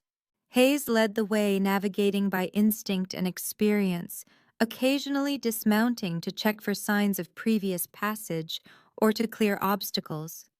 Twice they heard sounds of their pursuers, a distant shout, the clatter of a dislodged stone. Each time Hayes found a new path, a deeper shadow pushing them onward through the labyrinth. As dusk began to settle, casting long, eerie shadows that shifted and danced among the rock formations, they found themselves in a tight box canyon, a dead end. Maggie's heart sank as she realized they were trapped. Hayes dismounted, rifle in hand, his expression unreadable in the gathering gloom. "They'll bottle us up in here by morning," he said, surveying the sheer canyon walls. Then a grim smile touched his lips. "But they don't know what we have planned." He gestured to a narrow fissure in the canyon wall, almost invisible in the shadowed light. "This leads up and out. It's a climb, not a ride. You'll have to go alone. Take the ledger, the letter water, and what food you can carry. Head due north. After about 5 miles, you'll hit a dry riverbed. Follow it upstream, it'll lead you to Whisper Creek. That's another name for Sarah's Haven." Maggie stared at him, horrified as his meaning became clear. "What about you?" "I'm not planning to fight them all," he said, his voice calm. "Just delay them. Create a diversion. Make them think we're both still here." He unstrapped his saddlebags, pulling out several sticks of dynamite and some fuse relics, perhaps from a mining past. "They want the ledger, and they want you.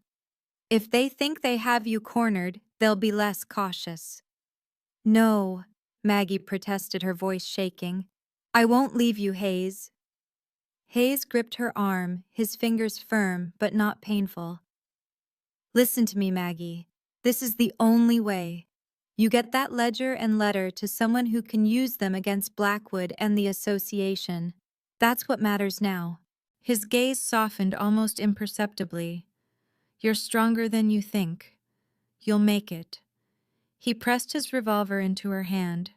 "Take this, and take Thunder. He knows the way to Sarah's Haven better than I realized." Confusion flickered across Maggie's face. "What do you mean?" Hayes hesitated, then reached into his shirt and withdrew a folded handkerchief. He opened it carefully to reveal a small carved wooden object, a child's toy in the shape of a horse.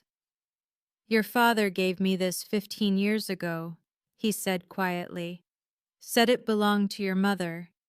It was a reminder of why we were fighting for a future where children could grow up safe from men like those in the association."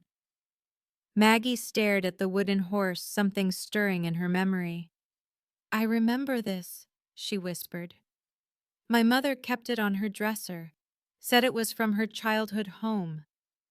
"Sarah's childhood home," Hayes confirmed. "Sarah's Haven was named for her Maggie. Your mother was Eleanor Johnson's niece." The revelation struck Maggie like a physical blow. "My mother was related to Eleanor Johnson, the woman who runs Sarah's Haven." Hayes nodded. "Your father told me years ago, swore me to secrecy. Your mother was born Eleanor Johnson's sister's child. They helped her escape north before the war gave her a new identity. She never spoke of it afterward, fearing it might put her new family in danger." "Why didn't my father ever tell me?" Maggie asked, struggling to absorb this sudden revelation about her own history. "He wanted to protect you," Hayes said simply, "and honor your mother's wishes. But he made sure I knew in case something ever happened to him and you needed safe haven." The pieces fell into place with dizzying speed: her father's reluctance to discuss her mother's past, his confidence that Hayes could guide her to safety, the name of the sanctuary itself. Sarah's Haven, named for her mother. "Thunder's been there before," Hayes continued, "with your father on his visits to Eleanor. The horse knows the way if you get lost." He pressed the wooden toy into her hand, closing her fingers around it. "Now go. There's no time to waste." Tears streamed down Maggie's face as the full weight of his sacrifice became clear. "Hayes, please. Go," he repeated, his voice gentle but firm. "Your father would never forgive me if I let anything happen to you, and I'd never forgive myself." With a choked sob, Maggie nodded. Hayes helped her gather the essential supplies: the ledger, the coded letter, water, food, ammunition for the revolver. Then he led her to the fissure in the rock wall. "It widens after about 20 feet, he explained. "Follow it up and out, then wait for full dark before moving on. Thunder will be waiting for you at the top." "How will he—" "I'll send him up another way. Horses are smarter than most people give them credit for, especially ones like thunder. He adjusted the saddlebags across her shoulders. Remember, due north to the dry riverbed, then follow it upstream. Ask for Eleanor. Tell her Caleb sent you. Maggie looked into his face, memorizing every line in plain. Then, acting on impulse, she leaned forward and pressed her lips to his weathered cheek. "Stay alive," she whispered. "Please." Something flickered in Hayes' eyes, surprise, warmth, perhaps even longing. But he only nodded once, stepping back to give her room to enter the narrow fissure. The climb was brutal, a desperate scramble up a near vertical chimney of rock, her fingers raw and bleeding, her lungs burning with effort. Each upward movement was fueled by a frantic urgency, by the image of Hayes alone preparing to face a dozen armed men. When she finally emerged onto a narrow, windswept ledge, the canyon below was lost in shadow. But she could hear the faint, chilling sounds of Blackwood's posse entering its mouth, a horse's whinny, a man shouting orders. True to Hayes's word, Thunder waited nearby, somehow having found his own path to the top. The stallion approached her, nudging her shoulder gently, as if in reassurance. Maggie forced herself to turn away from the canyon to follow Hayes's instructions. Due north with only the stars to guide her. She mounted Thunder, who seemed to understand the gravity of their mission, moving with purposeful strides across the rocky terrain. They had traveled perhaps 2 miles when the first explosion shattered the night silence, a thunderous boom that echoed off the distant mesas. Then another and another, followed by the sporadic crackle of gunfire. Maggie froze, her heart leaping into her throat. Hayes had sprung his trap. She imagined the chaos, the confusion, Blackwood's men caught unaware in the narrow confines of the box canyon. Was Hayes safe? Or was this the sound of his final desperate stand? The urge to turn back, to race toward the sound of the fight, was overwhelming. But Hayes's words echoed in her mind. This is the only way. She pressed on, tears blurring her vision, grief, a raw ache in her chest. Thunder seemed to sense her distress, moving with greater urgency, his powerful strides eating up the distance. As the sounds of battle faded behind them, Maggie whispered a prayer for Hayes's safety, clutching the wooden horse like a talisman. The night deepened around them, the desert transformed by moonlight into a silver landscape of strange beauty. Despite her exhaustion and fear, Maggie found herself awed by the vastness spread before her, the same stars that had guided travelers for centuries, the same ancient rocks and resilient plants that had witnessed the passage of countless human dramas. By dawn, they had reached the dry riverbed Hayes had described, a pale scar winding through the desolate land. Maggie dismounted, allowing Thunder to rest while she consulted the map Winters had provided. The markings were vague, but combined with Hayes' instructions, they gave her enough to continue. They followed the riverbed upstream, the sun climbing higher, beating down with merciless intensity. Maggie's throat grew parched despite rationing her water. Her skin burned despite covering herself as best she could. Just when she thought she could go no further, when the world began to swim before her eyes, she saw it, a thin plume of smoke rising from a cluster of cottonwood trees, a splash of impossible green in the parched landscape. Sarah's Haven. It was a tiny, almost hidden settlement, a collection of adobe huts and a single sturdier building that looked like a trading post. As Maggie stumbled into the clearing, Thunder following faithfully behind, a woman emerged from the largest hut. She was tall and straight-backed, despite her years, with skin the deep brown of well-oiled walnut and hair the color of iron. Her face was weathered, but handsome, with eyes that held both kindness and wariness as she watched Maggie's approach. "You look like you've seen hell and wrestled it to a draw, child," the woman said, her voice surprisingly gentle given her imposing presence. "I'm looking for Eleanor Johnson." Maggie managed her throat raw. Caleb Hayes sent me. The woman's expression softened immediately. I'm Eleanor, and any friend of Caleb's is welcome here. She stepped forward, taking Maggie's arm to support her. Come inside. You look about ready to collapse. Eleanor's home was cool and dim, filled with the scent of herbs and baking bread. She helped Maggie to a chair, brought her water, and listened patiently as Maggie, fighting back tears, recounted her journey. Her father's murder meeting Hayes, their pursuit by Blackwood, and Hayes's sacrifice at Chimney Rock. When she mentioned the explosions and gunfire, Eleanor nodded slowly. Heard them. Figured it was Caleb. He always did have a flair for the dramatic when pushed into a corner. She paused, her gaze distant. He's a good man, Caleb Hayes. Rough around the edges, carries a world of hurt, but good down to his bones. Will he be all right? Maggie asked, unable to keep the desperation from her voice. Eleanor looked at her with eyes full of hard-earned wisdom. Caleb is a survivor more than most. Blackwood's men will be scattered, licking their wounds. He'll know how to disappear. Her expression grew serious. But he won't come here, not if Blackwood's still hunting you. Would put us all in danger. She took Maggie's hand, her grip firm and reassuring. You've done your part, child. You got here. Now let's see about that ledger and letter you've been carrying. For the first time in what felt like an eternity, Maggie felt a fragile sense of sanctuary. But it was a sanctuary haunted by the absence of the man who had made it possible. The man who had defied all her expectations. The man who had risked everything to help her honor her father's final wish. Eleanor Johnson's home became Maggie's refuge in the days that followed.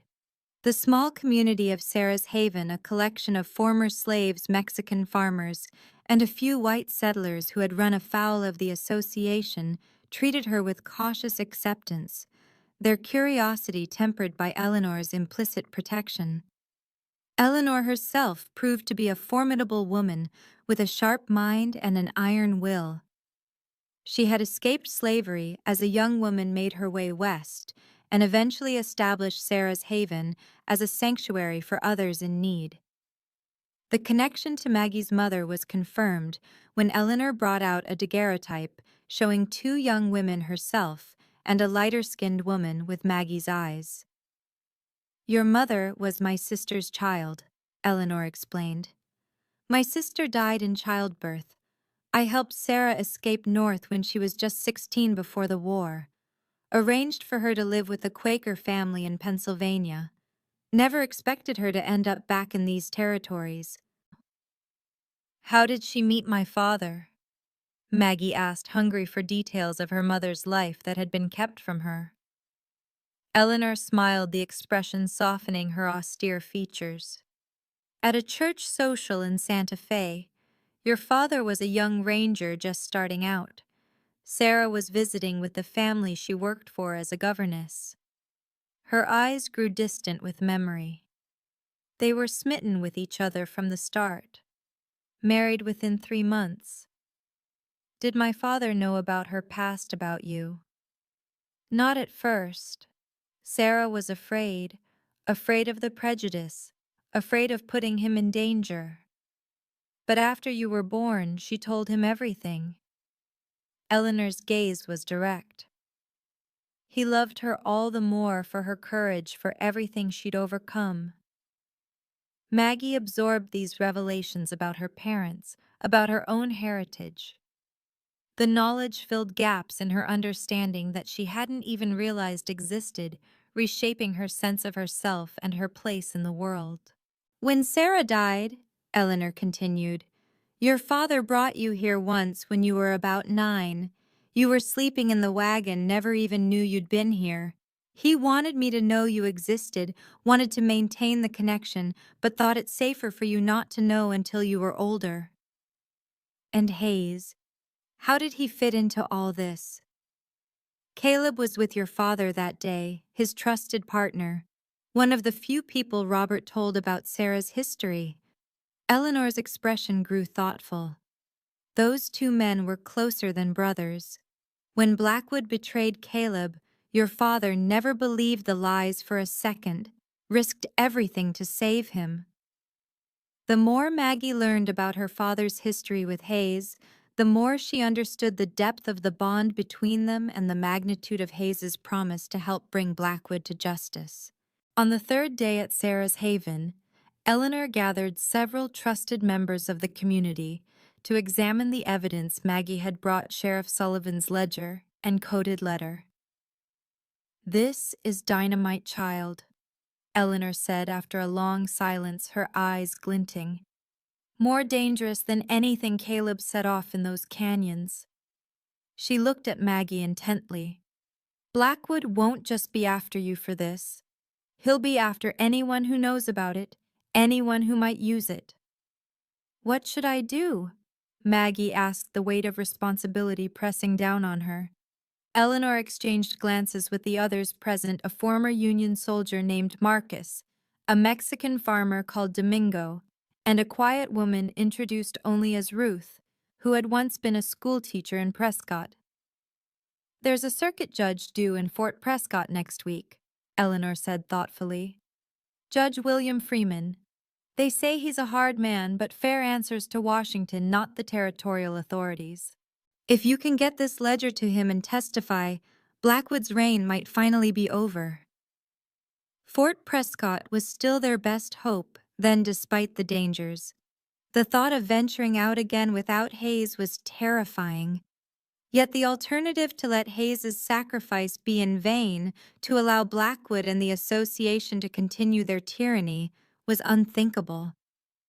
"I'll take it to Fort Prescott," Maggie said, her voice firm. "I owe it to my father, and to Hayes." Eleanor nodded, a look of approval in her eyes. "I thought you might say that. You won't go alone. Two of our best men, Marcus and Domingo, know the routes. They'll see you get there safely." The preparations for the journey to Fort Prescott consumed the next 2 days. Maps were studied, provisions gathered, weapons cleaned and loaded. Eleanor insisted that Maggie learn to shoot properly, taking her to a secluded spot behind the settlement for daily practice with Hayes's revolver. "You've got a good eye," Eleanor observed after Maggie hit the target 3 times in succession. "Steady hand, too. Your father would be proud." Throughout these busy days, Maggie found her thoughts constantly returning to Hayes. Had he survived the confrontation at Chimney Rock? Was he wounded, captured, or worse? The uncertainty gnawed at her, a persistent ache amidst her newfound sense of purpose.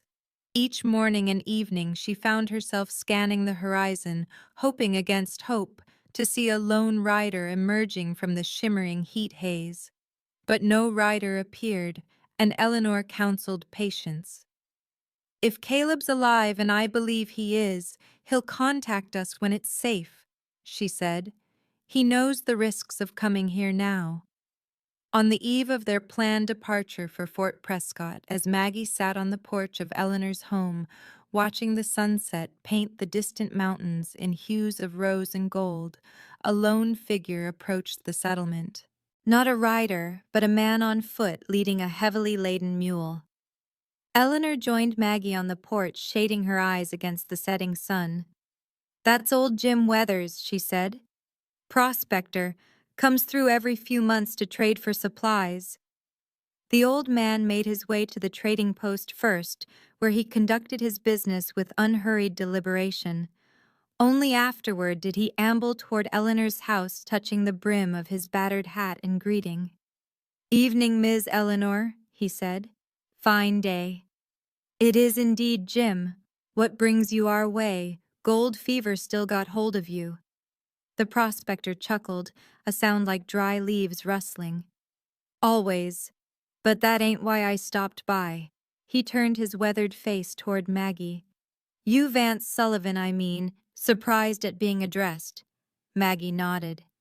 "Yes, I'm Margaret Sullivan." Weathers rummaged in his pack and produced a small object wrapped in a scrap of cloth. Fella I met up in the high country asked me to give this to you if I ever passed through Sarah's haven. Said you'd know who it was from. Maggie's breath caught as she took the small package.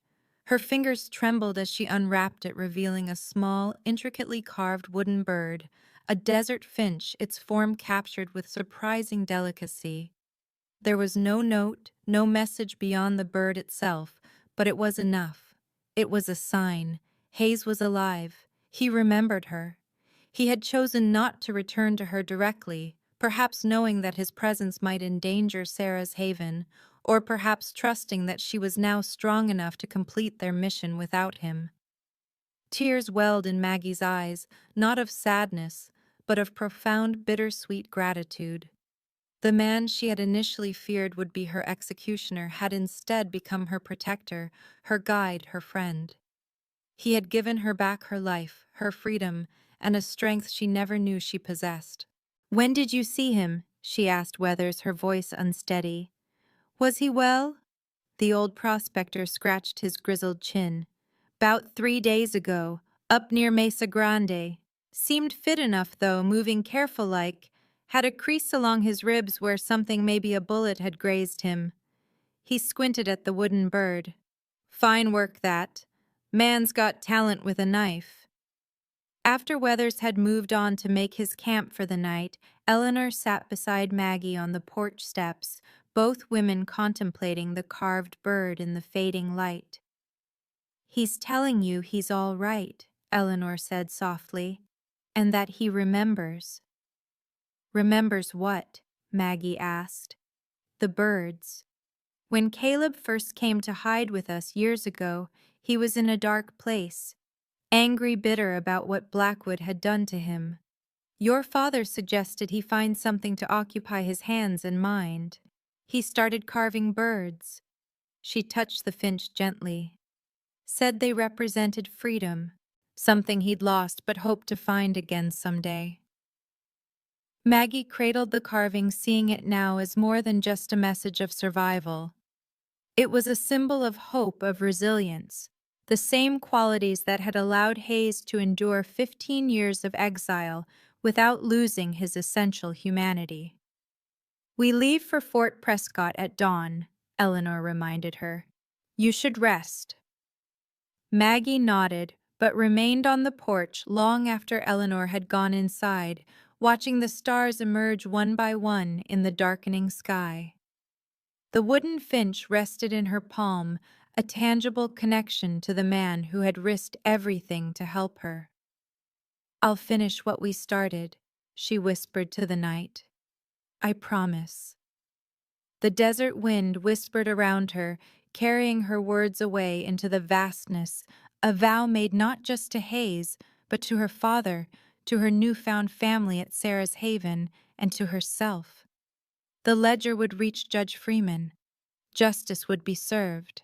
And perhaps when it was safe, she would see Caleb Hayes again. With this thought warming her heart despite the desert's nighttime chill, Maggie finally rose and went inside to prepare for the journey ahead, the final leg of a quest that had begun with her father's murder and would end, she hoped, with Blackwood's downfall.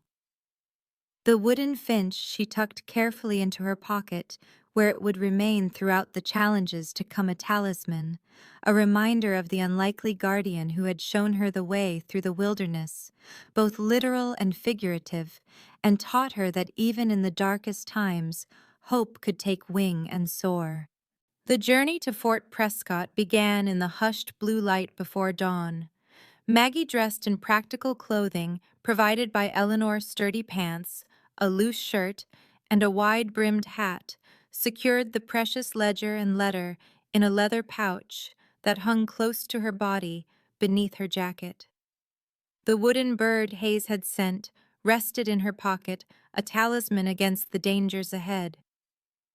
Eleanor embraced her on the porch of the small adobe house that had become a sanctuary. "You have your mother's spirit," she said softly, "and your father's backbone. Remember that when things get hard."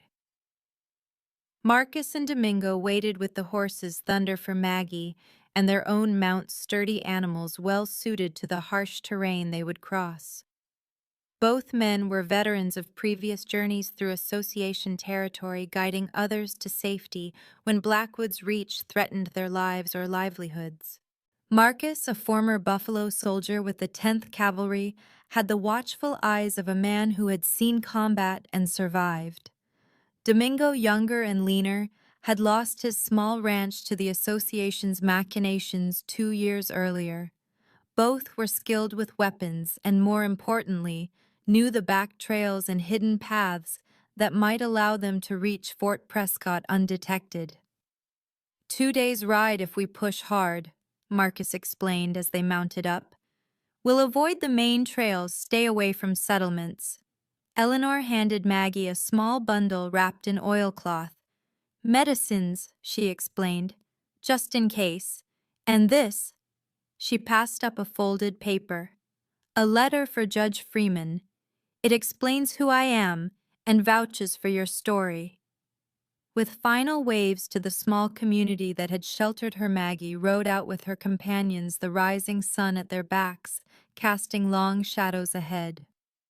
Thunder moved with confident strides beneath her, seeming to understand the importance of their mission. They rode hard through the morning, the landscape gradually changing from the hidden valley's relative lushness to more rugged terrain. Marcus set a brisk pace, occasionally stopping to scan their back trail with a brass spyglass. "Any sign of pursuit?" Maggie asked during one such pause. Marcus shook his head. "Not yet, but Blackwood's men are out there, patrols watching all approaches to Fort Prescott." "How will we get through?" "There's a way," Domingo said, speaking up for the first time that morning. "An old Apache trail through Devil's Backbone." He pointed to a distant ridge of sharp-toothed mountains. "Dangerous, narrow, but the soldiers and Blackwood's men avoid it." "Why?" Maggie asked, studying the forbidding terrain. A ghost of a smile touched Domingo's face. "They say it's haunted, that those who enter never return." Marcus snorted. "Superstition. The real danger is the trail itself, barely wide enough for a horse in places with a 1,000-foot drop on one side." "You've used it before?" Maggie asked. Both men nodded. "3 times, Marcus confirmed. Lost a horse once, but never a person." The prospect was daunting, but Maggie understood the necessity. They couldn't risk a confrontation with Blackwood's forces, not when they were so close to their goal. They continued riding through the day, stopping only briefly to rest the horses and eat a cold meal of jerky and hardtack. By mid-afternoon, they had reached the foothills of Devil's Backbone, the mountains looming larger and more imposing with each mile. As they began the ascent along a barely visible trail, Maggie felt a growing sense of unease. Not from the treacherous path or the dizzying drops beside it, but from something less tangible, a sensation of being watched. She mentioned this to Marcus, who nodded grimly. "Been feeling it too. Someone's tracking us." "Blackwood's men?" She asked, her hand instinctively moving to the revolver at her hip.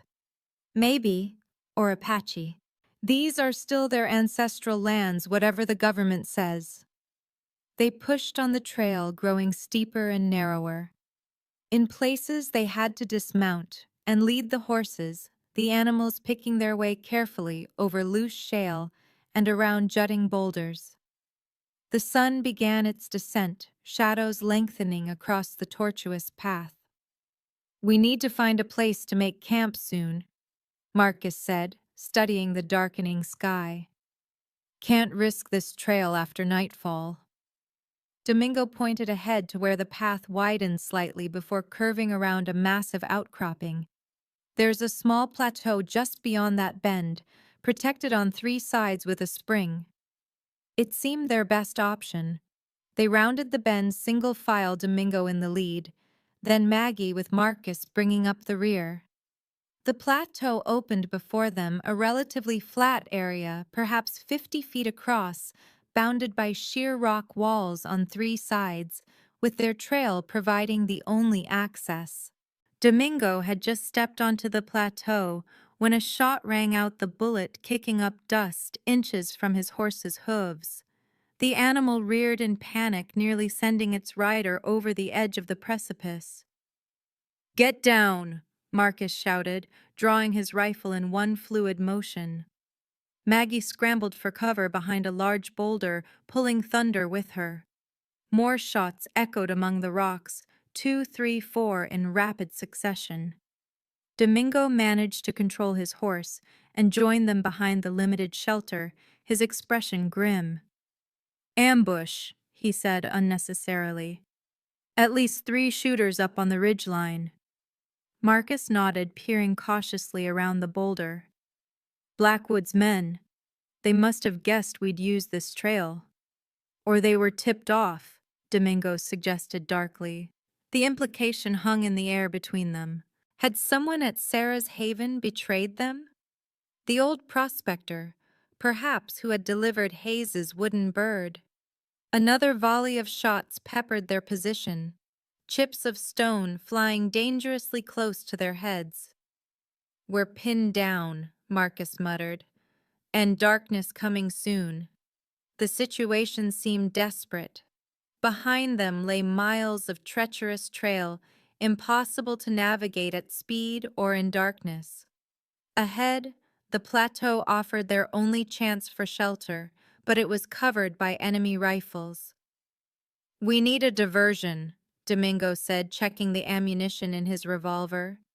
Before either of them could respond, the stillness was shattered by a new sound, a massive explosion from somewhere above them, followed by shouts of alarm from their attackers. Smoke billowed from the ridgeline, and figures could be seen scrambling for cover. "What the—" Marcus began, but was interrupted by a second explosion, this one sending a shower of rocks cascading down the far side of the plateau. In the confusion, a lone figure appeared on the trail behind them, a rider on a dark horse moving with reckless speed along the narrow path.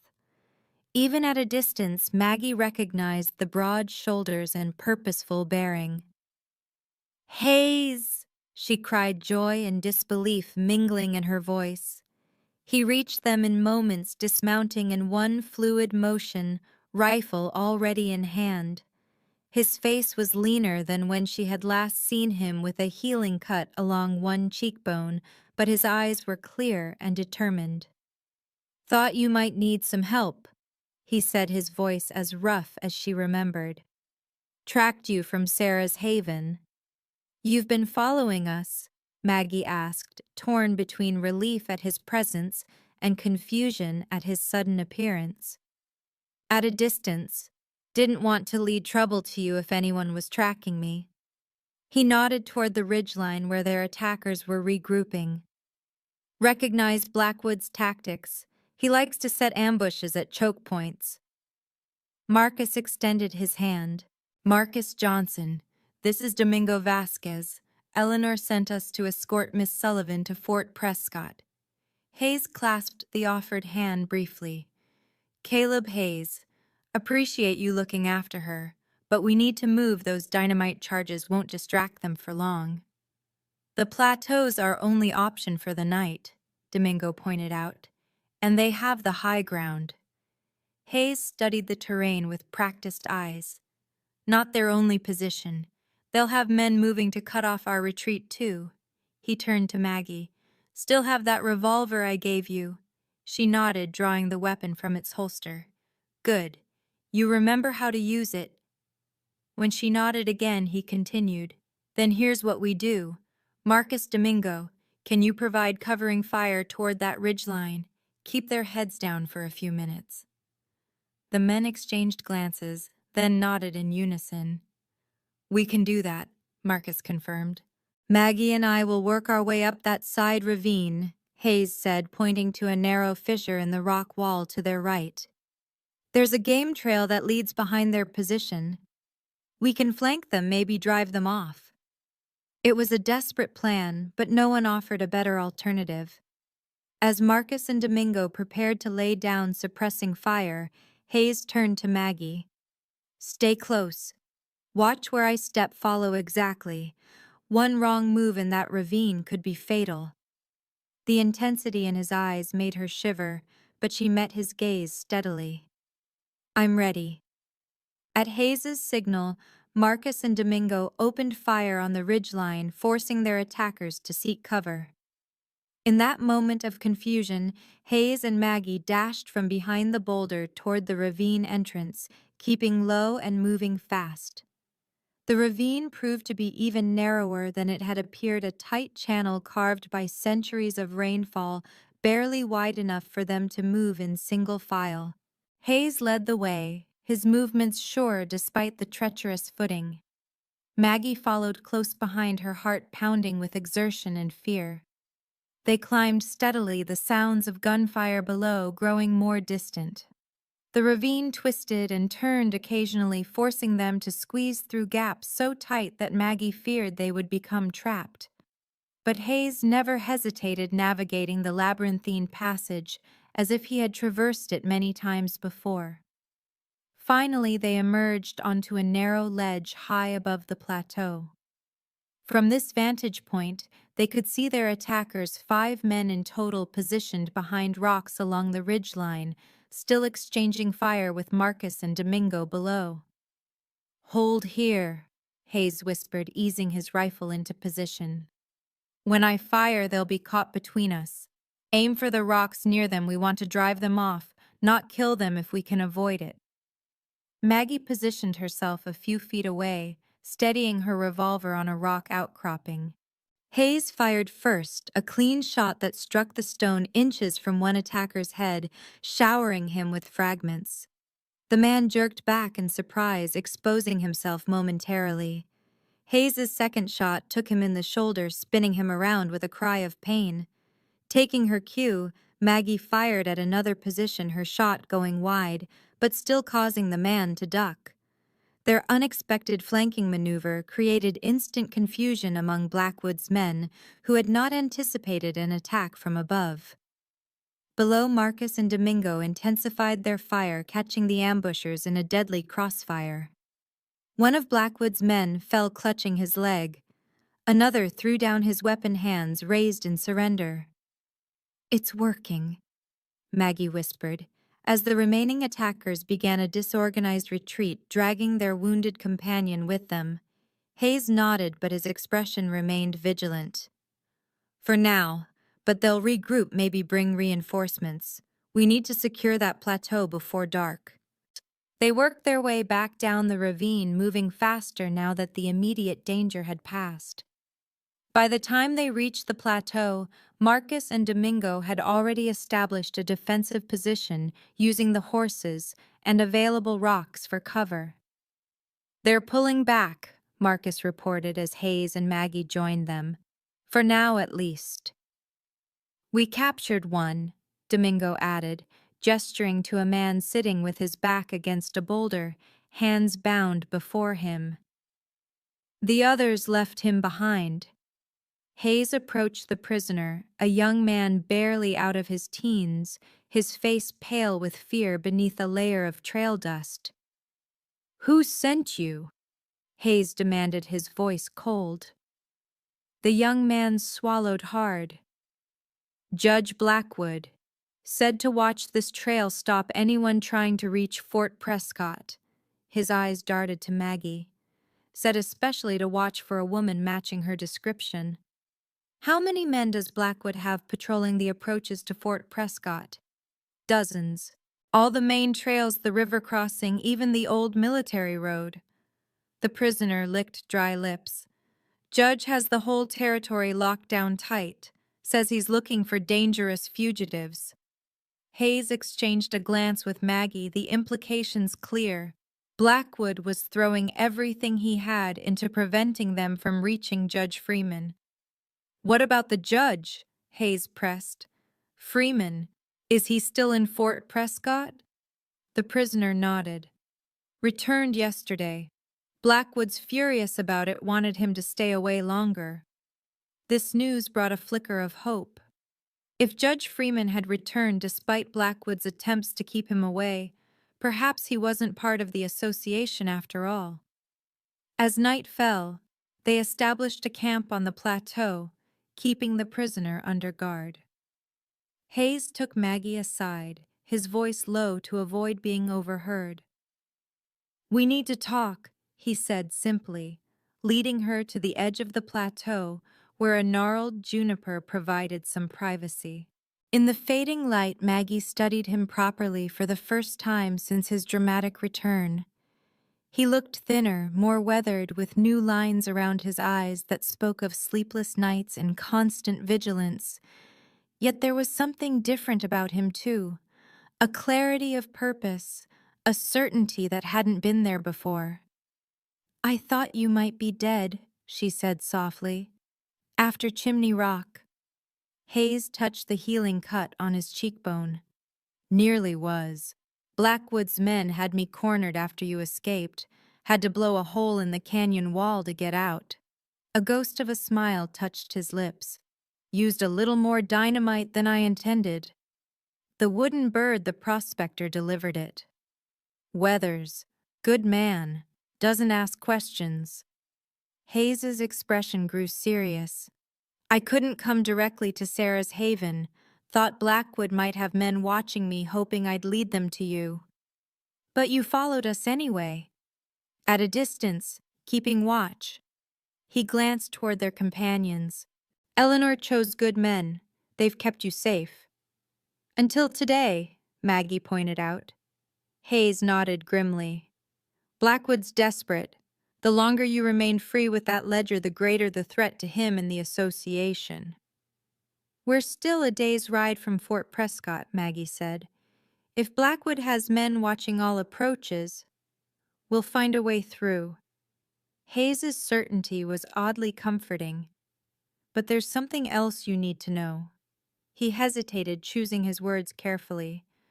"When I was escaping from Chimney Rock, I ran into someone unexpected. A young man riding with Blackwood's posse." Something in his tone made Maggie pay close attention. "Who?" Hayes took a deep breath. "Matthew, my son." The revelation hung in the air between them. "Your son," Maggie echoed. "But you said that he was raised believing I was a criminal, that he wouldn't remember me." Hayes's voice was tight with controlled emotion. "He's riding with Blackwood now. Has been for a year, according to what I could learn." "Does he know who you are?" Maggie asked gently. Hayes shook his head. "Doubt it. He was only 5 when I disappeared. But Blackwood knows. Must find it amusing to have my own son hunting me."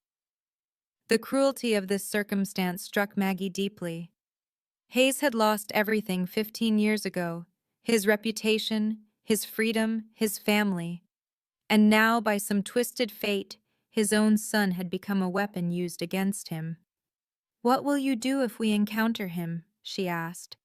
Hayes was silent for a long moment, staring out at the darkening landscape. "Don't know," he admitted finally. "Been asking myself that since I first saw him." He turned to face her, his eyes troubled. "But I know this. I won't let anything stop us from getting that ledger to Judge Freeman, not even my own son." The stark declaration revealed the depth of Hayes' commitment to justice, a commitment that had sustained him through 15 years of exile and hardship. It also revealed the terrible price he had already paid and might yet have to pay again. Impulsively, Maggie reached out and placed her hand over his, where it rested on the rock between them. "We'll find a way," she said softly. "For my father, for you, for everyone the association has hurt." Hayes looked down at their hands, then back at her face. Something shifted in his expression, a softening, a vulnerability quickly masked. But he didn't pull away. "Get some rest," he said after a moment. "I'll take first watch. Tomorrow will be challenging." As Maggie moved back toward the camp, she realized that the wooden bird was still in her pocket, a solid, reassuring presence against her hip. She took it out, running her fingers over its smooth contours.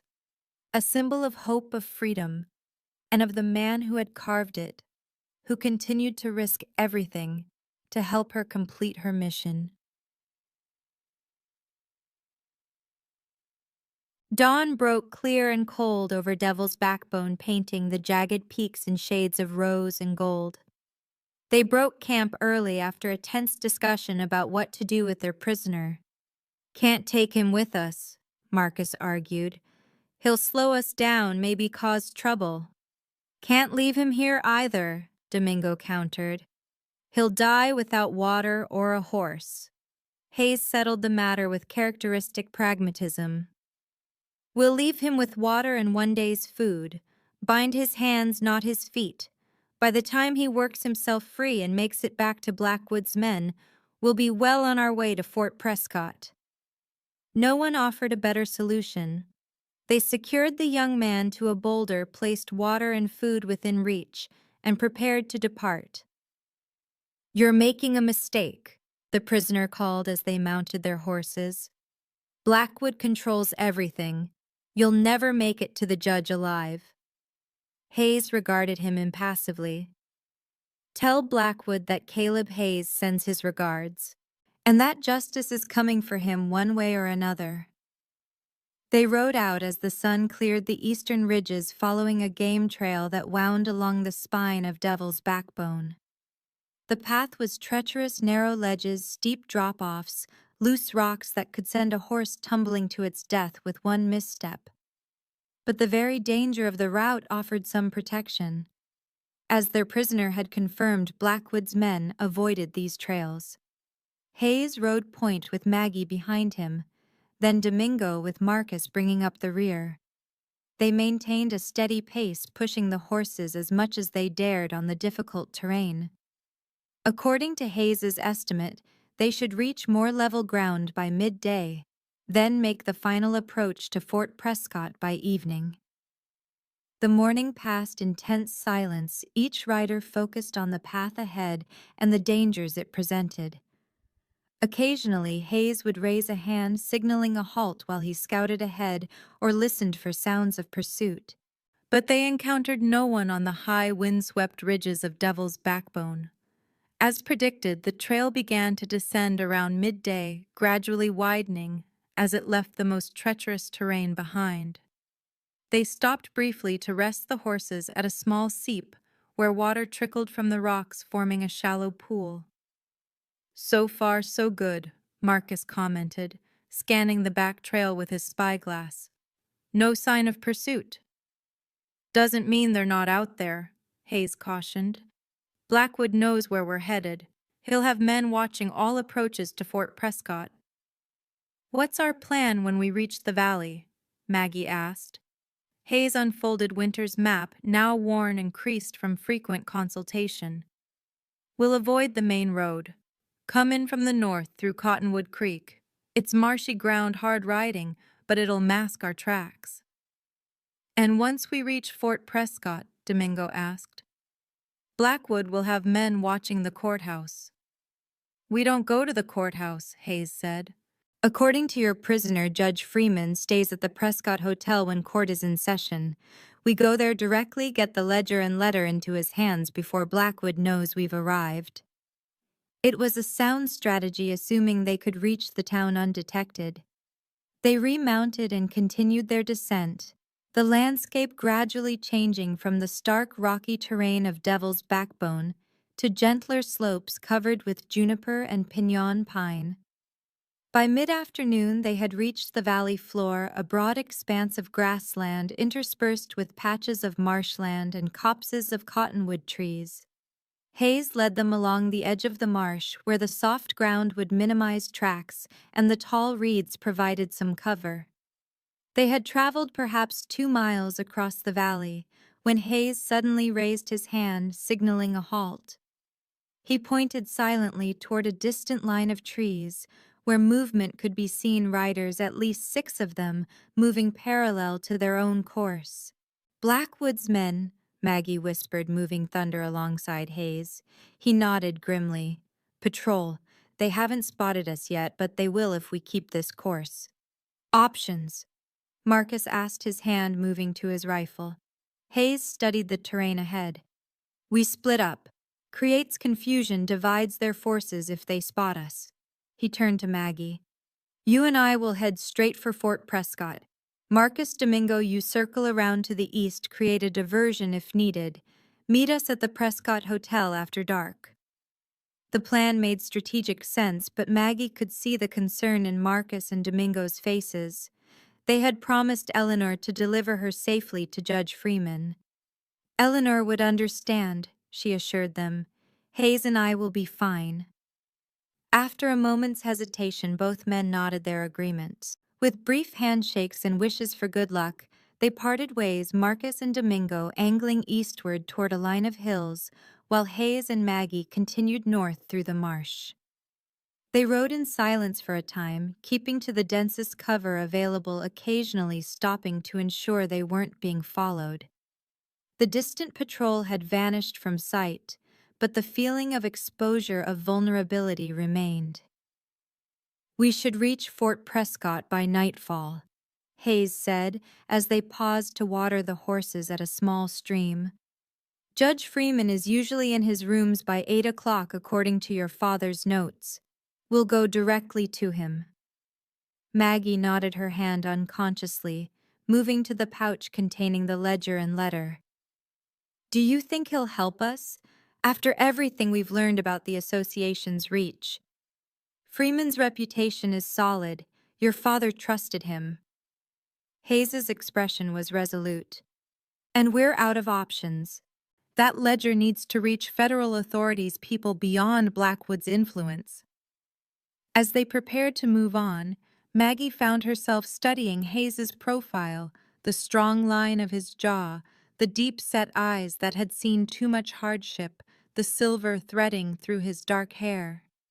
This man had lost everything to Blackwood's treachery, yet still he fought for justice rather than revenge. His strength, his integrity, despite all he had endured, moved her deeply. Hayes, she said impulsively. If we succeed, when we succeed, what will you do? After Blackwood is brought to justice. He turned to look at her, surprise evident in his face. It was clear the question was one he had not allowed himself to consider. Don't know, he admitted after a moment. Been living day to day for so long, haven't thought much beyond seeing Blackwood answer for his crimes. You could reclaim your life, Maggie suggested. Your name would be cleared. You could... Could what? There was no bitterness in his tone, only genuine uncertainty. Can't go back to being a ranger. That life's gone. He glanced away, his gaze distant. And my son. The unfinished thought hung in the air between them. Matthew Hayes believed his father was a criminal. Would learning the truth change anything after 15 years of separation? Before Maggie could respond, Hayes stiffened, his attention caught by something in the distance. Riders, he said tersely, coming fast from the west. Maggie followed his gaze and saw them, a group of horsemen emerging from a line of trees heading directly toward their position. Even at a distance, their purposeful approach suggested they weren't simply another patrol. They've spotted us, Hayes confirmed grimly. We need to move, now. They spurred their horses forward, abandoning the cover of the marsh for the open ground that would allow greater speed. Thunder responded magnificently, stretching into a gallop that quickly put distance between them and their pursuers. Hayes's mount kept pace beside them, the two horses running as if they sensed the urgency of their riders. For several minutes it seemed they might outrun the danger. Fort Prescott was visible in the distance now, a collection of buildings nestled at the base of a low hill perhaps 5 miles away. If they could maintain their pace... The crack of a rifle shot shattered that hope. One of their pursuers had stopped to take aim, the bullet whistling past them harmlessly, but serving as a clear warning. They're gaining, Maggie called, glancing back to see the riders spreading out in pursuit, now less than half a mile behind. Hayes made a quick decision. There's a ravine ahead, see it deep enough for cover. We'll make a stand there. Can't outrun them all the way to town. The ravine appeared as a dark line cutting across the grassland, perhaps 20 feet deep with steep sides. They reached it minutes later, sliding their horses down into its protective embrace. The watercourse at its bottom was nearly dry, offering a relatively flat surface along which they could move.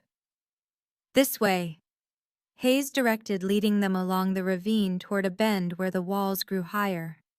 Defensible position up ahead. They dismounted at the bend, tethering the horses in a recessed area where they would be protected from stray bullets. Hayes quickly assessed their situation, identifying the best firing positions and potential escape routes. "They'll have to come at us from that direction," he said, pointing to the open end of the ravine. "Gives us a clear field of fire. Make each shot count, we're outnumbered." Maggie checked her revolver, ensuring all chambers were loaded. Her heart pounded with fear, but her hands remained steady. Hayes positioned himself at the edge of the bend, rifle ready, his face set in lines of grim determination. They didn't have to wait long. The first of their pursuers appeared at the ravine's edge, peering down cautiously before signaling to those behind him. Moments later, several men began descending into the ravine, using the rocky walls for cover as they advanced. "Hold until they're closer," Hayes whispered. "Wait for my signal." Maggie nodded, sighting along her revolver at the approaching figures. She counted 6 men moving in a staggered formation that suggested military or law enforcement training. These weren't simple hired guns, but experienced fighters. When the lead man was perhaps 50 yards away, Hayes fired. The shot struck the ground inches from the man's feet, causing him to dive for cover. Maggie followed with a shot of her own, aiming at a second figure who had momentarily exposed himself.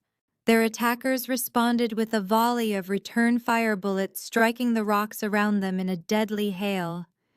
Hayes and Maggie pressed themselves against the ravine wall, using every bit of available cover. "They're trying to pin us down while others flank us," Hayes called over the gunfire. "Watch the ridgeline." Sure enough, movement could be seen along the top of the ravine, men working their way around to come at them from behind. Their position, initially defensible, was rapidly becoming a trap. "We need to move," Hayes decided. "Back to the horses. We'll try to break out along the ravine." As they prepared to retreat, a new voice called out from among their attackers. "Hayes, Caleb Hayes, I know you're there. Show yourself." The voice was young, authoritative, with an edge of anger. Hayes froze, his face draining of color. "Matthew," he whispered. Maggie's heart sank. Of all the possible complications, this was perhaps the worst, Hayes's own son leading the forces against them. "You're surrounded, Hayes," Matthew continued. "Surrender now, and the woman won't be harmed. You have my word." Hayes looked at Maggie, conflict raging in his eyes. "Go," he said softly. "Take the horses, follow the ravine east. It leads toward Fort Prescott. I'll hold them here." "No." Maggie refused, her voice firm despite her fear. "I'm not leaving you to face this alone." "He's my son," Hayes said, anguish breaking through his usual stoic demeanor. I won't shoot at him, but I can buy you time to get that ledger to Freeman." Before Maggie could argue further, Hayes stepped partially into view, keeping his rifle lowered but visible. "Matthew Hayes," he called out. "Son of Caroline Hayes, formerly of Tucson." A silence fell over the ravine. Then the young voice responded, uncertainty now evident in its tone. "Who's asking?" "The man you're hunting," Hayes replied. "The man you've been told is a criminal and a traitor." He paused, then added quietly, "Your father." Another silence, longer this time. Finally, a figure rose from behind cover, a young man in his early 20s with Hayes's build and jawline but lighter hair. He held a rifle, though it was not aimed directly at Hayes. My father is dead, Matthew said, but there was hesitation in his voice. Or as good as. Ran off to Mexico after betraying his oath as a ranger. Is that what Harlan Blackwood told you?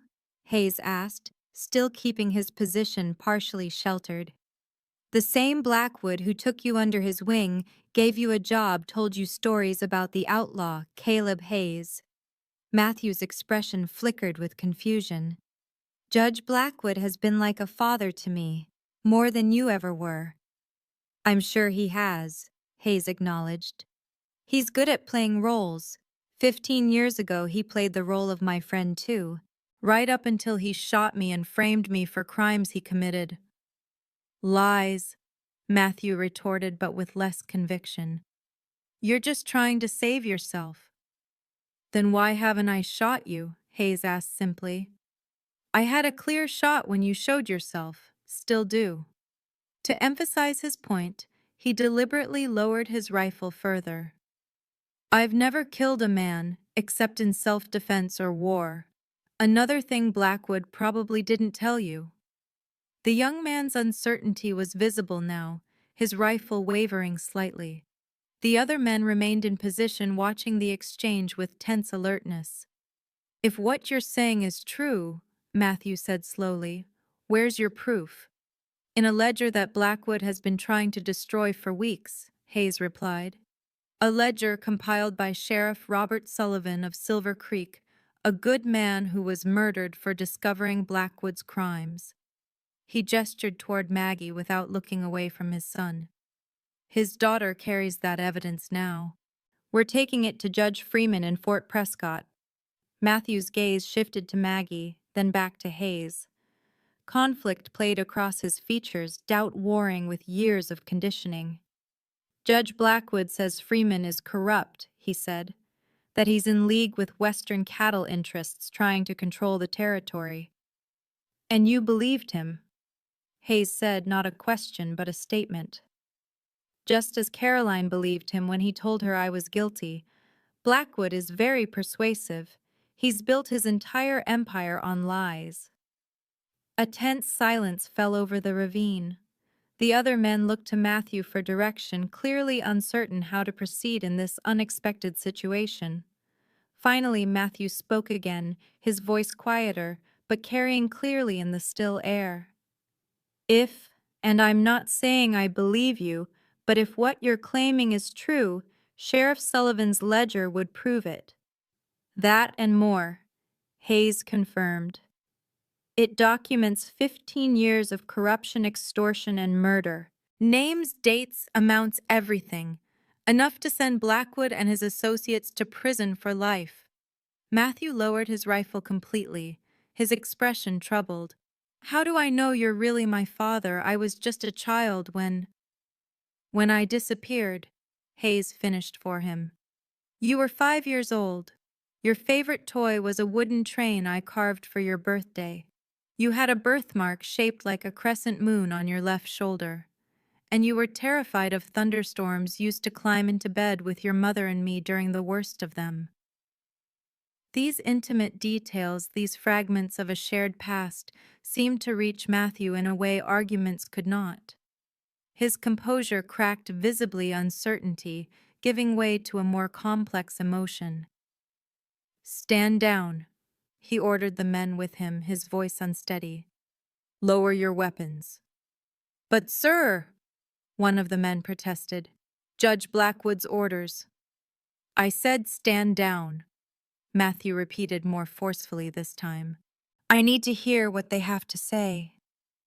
The men reluctantly complied, though they maintained their positions, clearly uncomfortable with the situation. Matthew holstered his own weapon and approached Hayes, slowly stopping about 10 feet away. Show me this ledger, he demanded.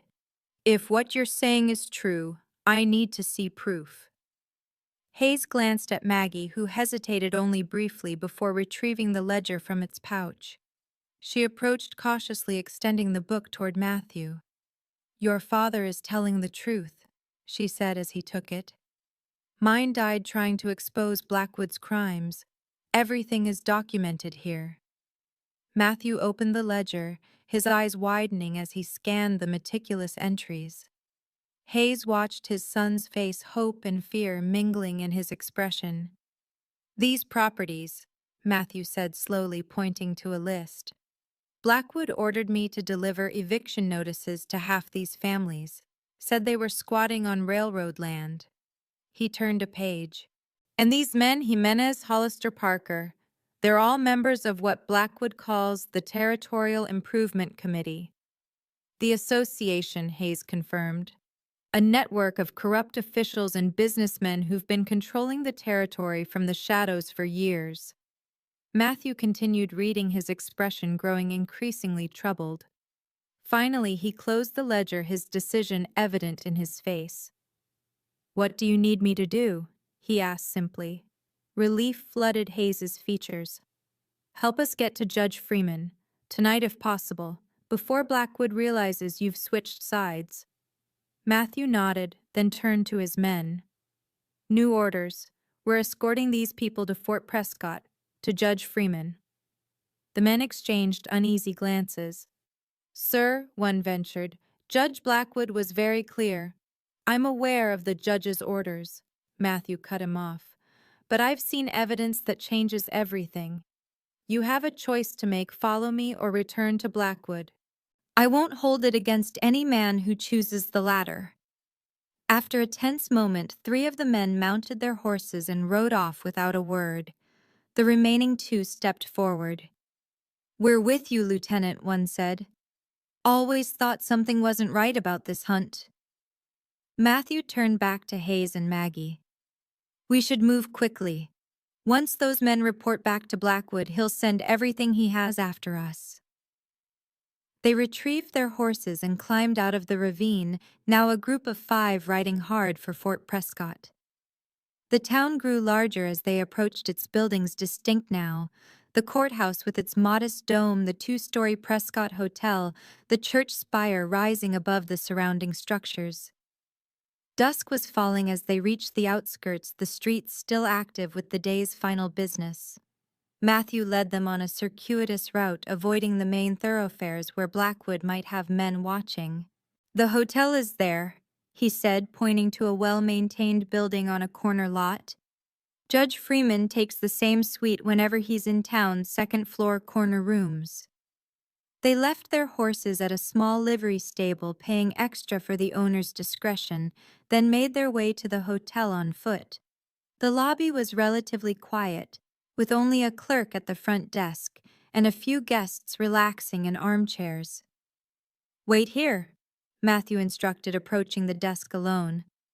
After a brief conversation with the clerk, he returned. "Freeman's in his rooms, having dinner brought up from the restaurant." "How do we get to him without being seen?" Maggie asked, aware that Blackwood might have men watching the hotel. "Service stairs," one of Matthew's men suggested. "I worked here one summer. There's a back way up used by the staff."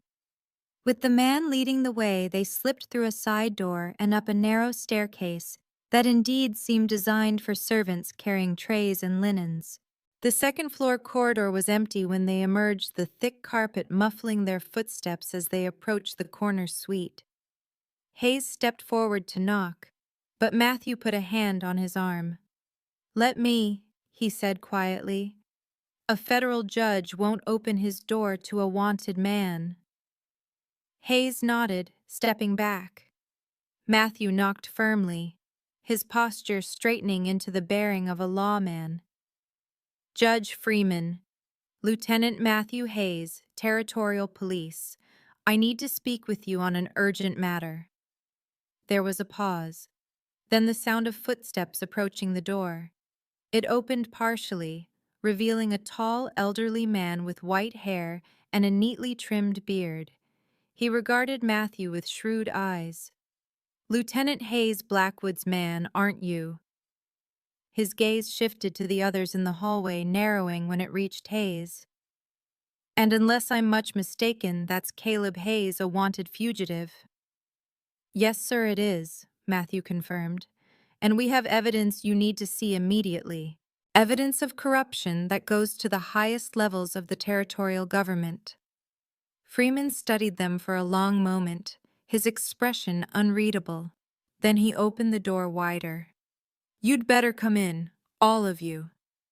The suite was spacious and well appointed, with a sitting area where a dinner tray sat abandoned on a small table.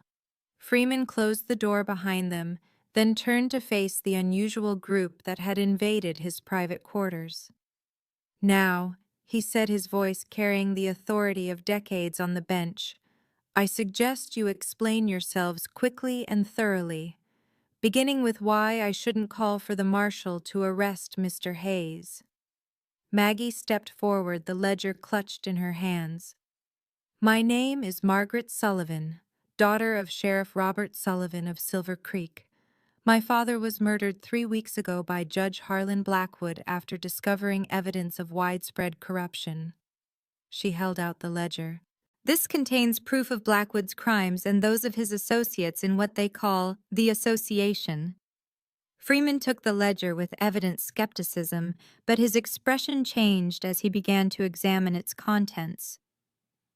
"This is quite detailed," he murmured, turning pages with increasing interest. "Names, dates, amounts, properties acquired through questionable means." "My father spent years gathering that evidence," Maggie explained. "He died protecting it and ensuring I could bring it to you." Freeman looked up sharply. "To me specifically, why?"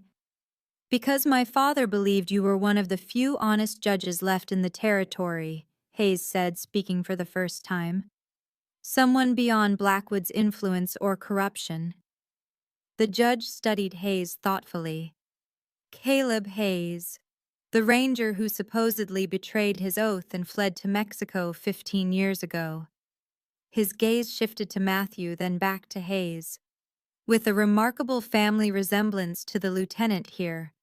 "He's my father," Matthew confirmed, "and I believe he was framed by Judge Blackwood.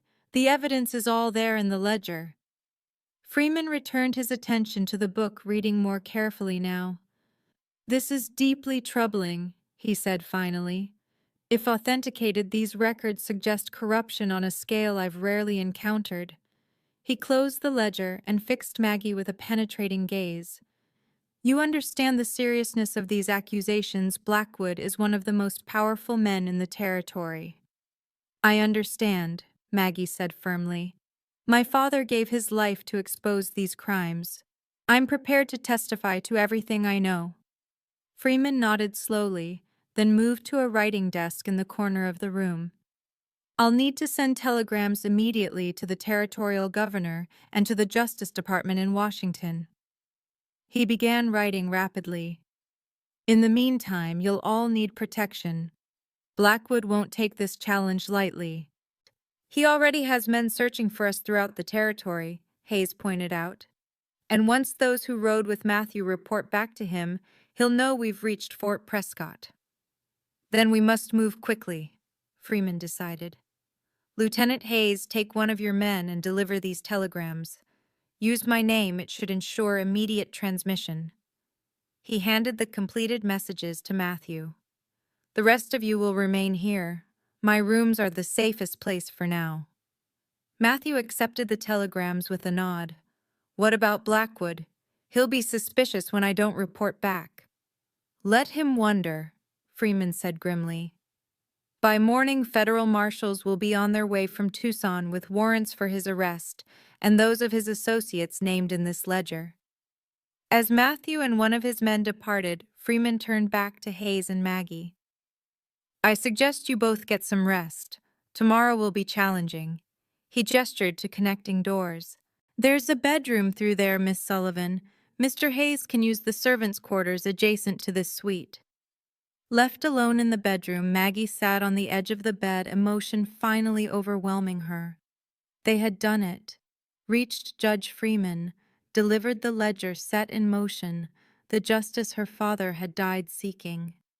The relief was so intense it brought tears to her eyes. A soft knock at the door roused her from her thoughts. She opened it to find Hayes standing there, his expression a complex mixture of emotions. "Just wanted to check that you're all right," he said quietly. Maggie nodded, wiping away her tears. I can hardly believe we made it. That Judge Freeman is helping us. Your father was right about him. Hayes hesitated, then added, he was right about a lot of things. Including you, Maggie said softly. He always believed in you, and now Matthew does too. At the mention of his son, Hayes' composure wavered slightly. Never thought I'd see him again, let alone have him listen to me. Help us. He shook his head in wonder. Feels like a dream. Keep expecting to wake up back in that cabin alone. Impulsively, Maggie reached out and touched his arm. It's not a dream. We're here. We're going to see justice done. Hayes looked down at her hand on his arm, then back at her face.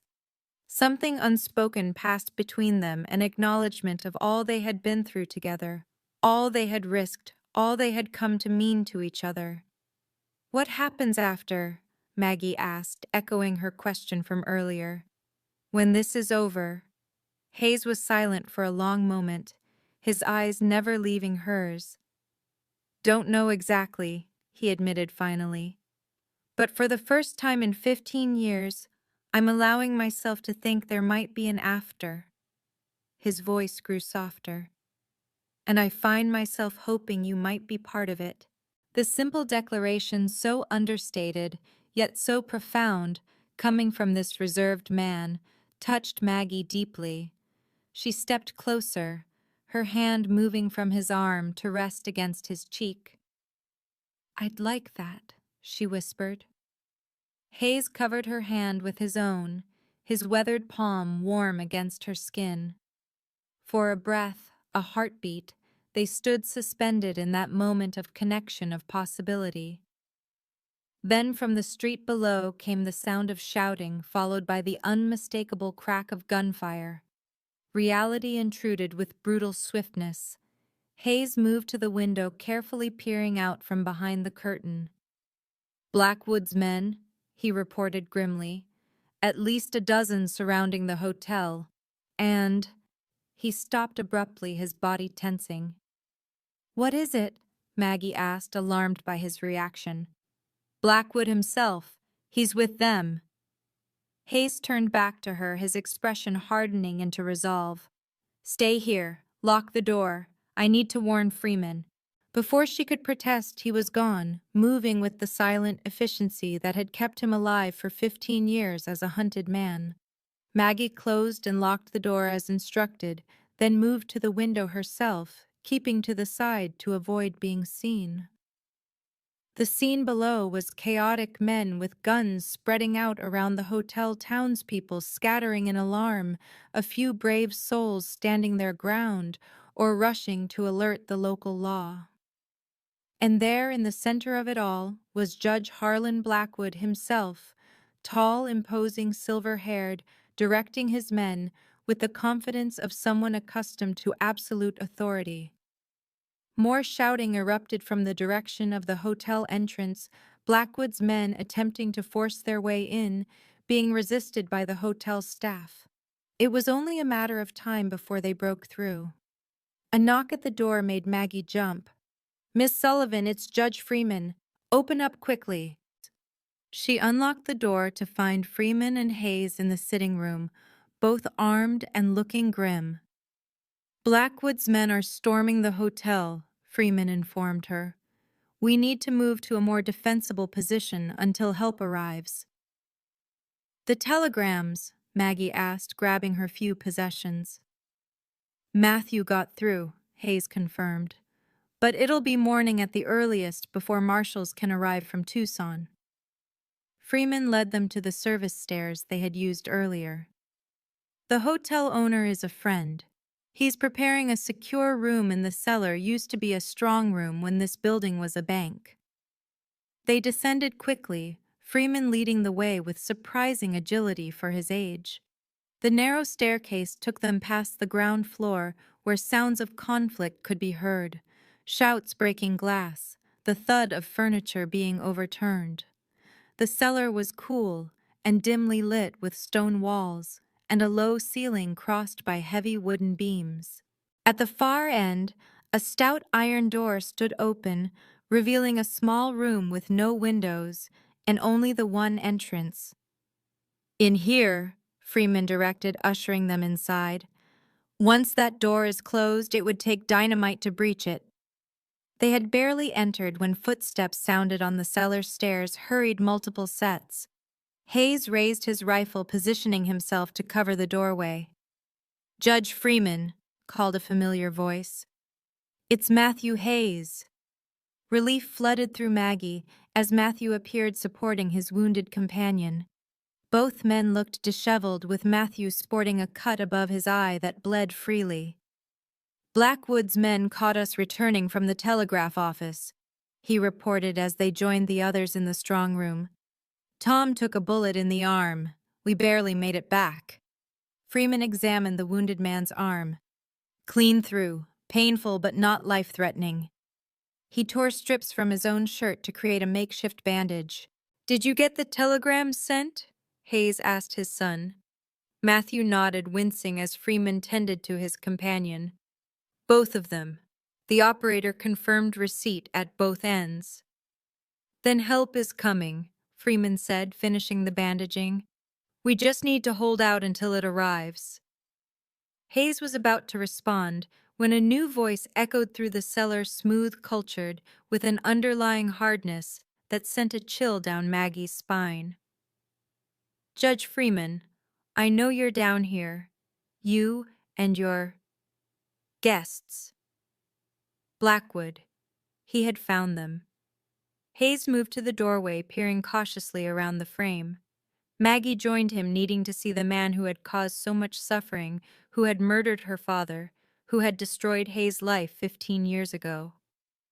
Harlan Blackwood stood at the foot of the cellar stairs, impeccably dressed despite the late hour, his silver hair gleaming in the lamplight. He carried no visible weapon but was flanked by 4 armed men. His presence filled the space, a combination of physical stature and the confident bearing of a man accustomed to power. "Ah, there you are," he said, spotting Hayes at the doorway. His gaze shifted to Maggie, then to Matthew, who had moved to stand beside his father. "And young Lieutenant Hayes as well. How disappointing." "It's over, Blackwood." Hayes called, his voice steady despite the tension evident in his stance. "The telegrams have been sent. Federal marshals are on their way. The ledger is in Judge Freeman's possession." Blackwood's smile never wavered. "Telegrams can be intercepted, marshals delayed, and ledgers," he shrugged eloquently. "Well, paper burns so easily, doesn't it?" "Not this time," Freeman said, stepping forward to stand with Hayes and Maggie. "I've seen enough evidence to convince me of your guilt, Blackwood. You and your association will face justice for your crimes." Something dangerous flickered in Blackwood's eyes, a glimpse of the ruthlessness behind the polished facade. "You disappoint me, William. I had hoped you might be persuaded to see reason." He glanced at his armed companions. "It seems more direct measures are required." "You can't shoot your way out of this, Harlan," Freeman said calmly. "Too many people know now. The governor, the Justice Department.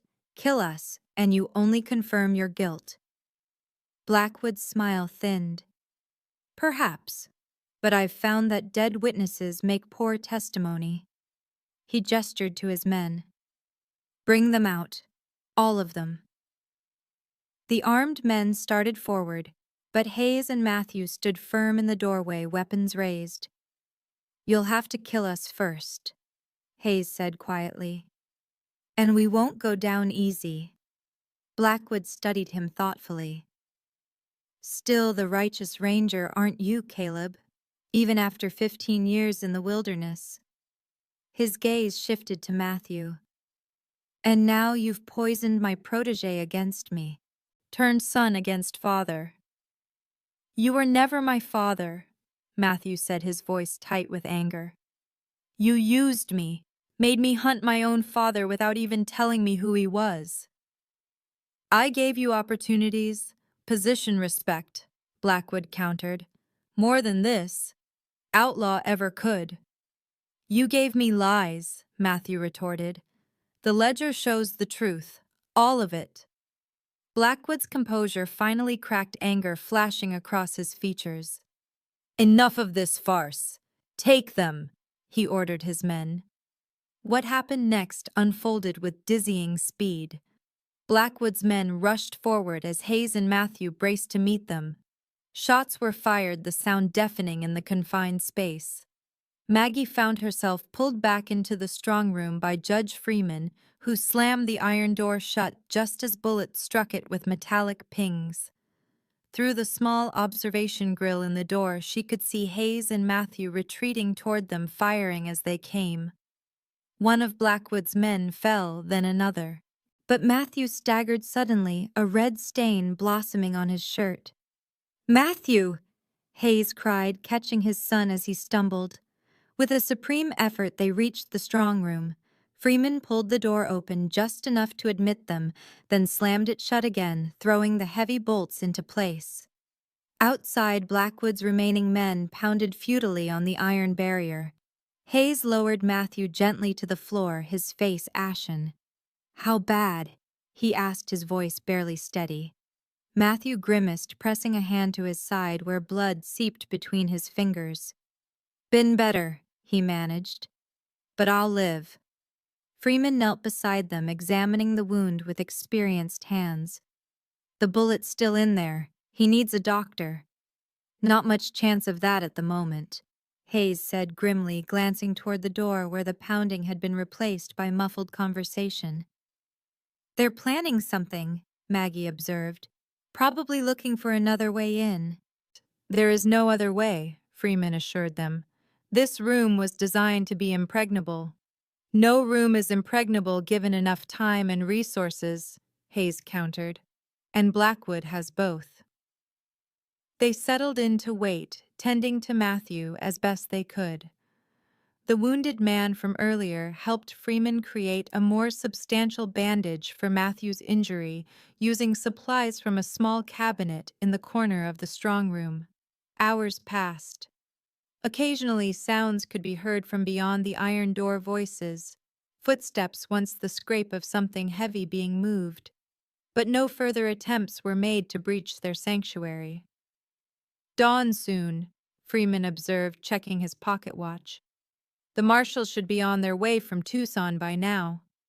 "If the telegrams got through," Hayes said quietly. "If Blackwood doesn't have men waiting to intercept them." Maggie placed a hand on his arm. "We have to believe help is coming," she said softly. "Otherwise, what was it all for? My father's death, your 15 years of exile, everything we've been through to get here."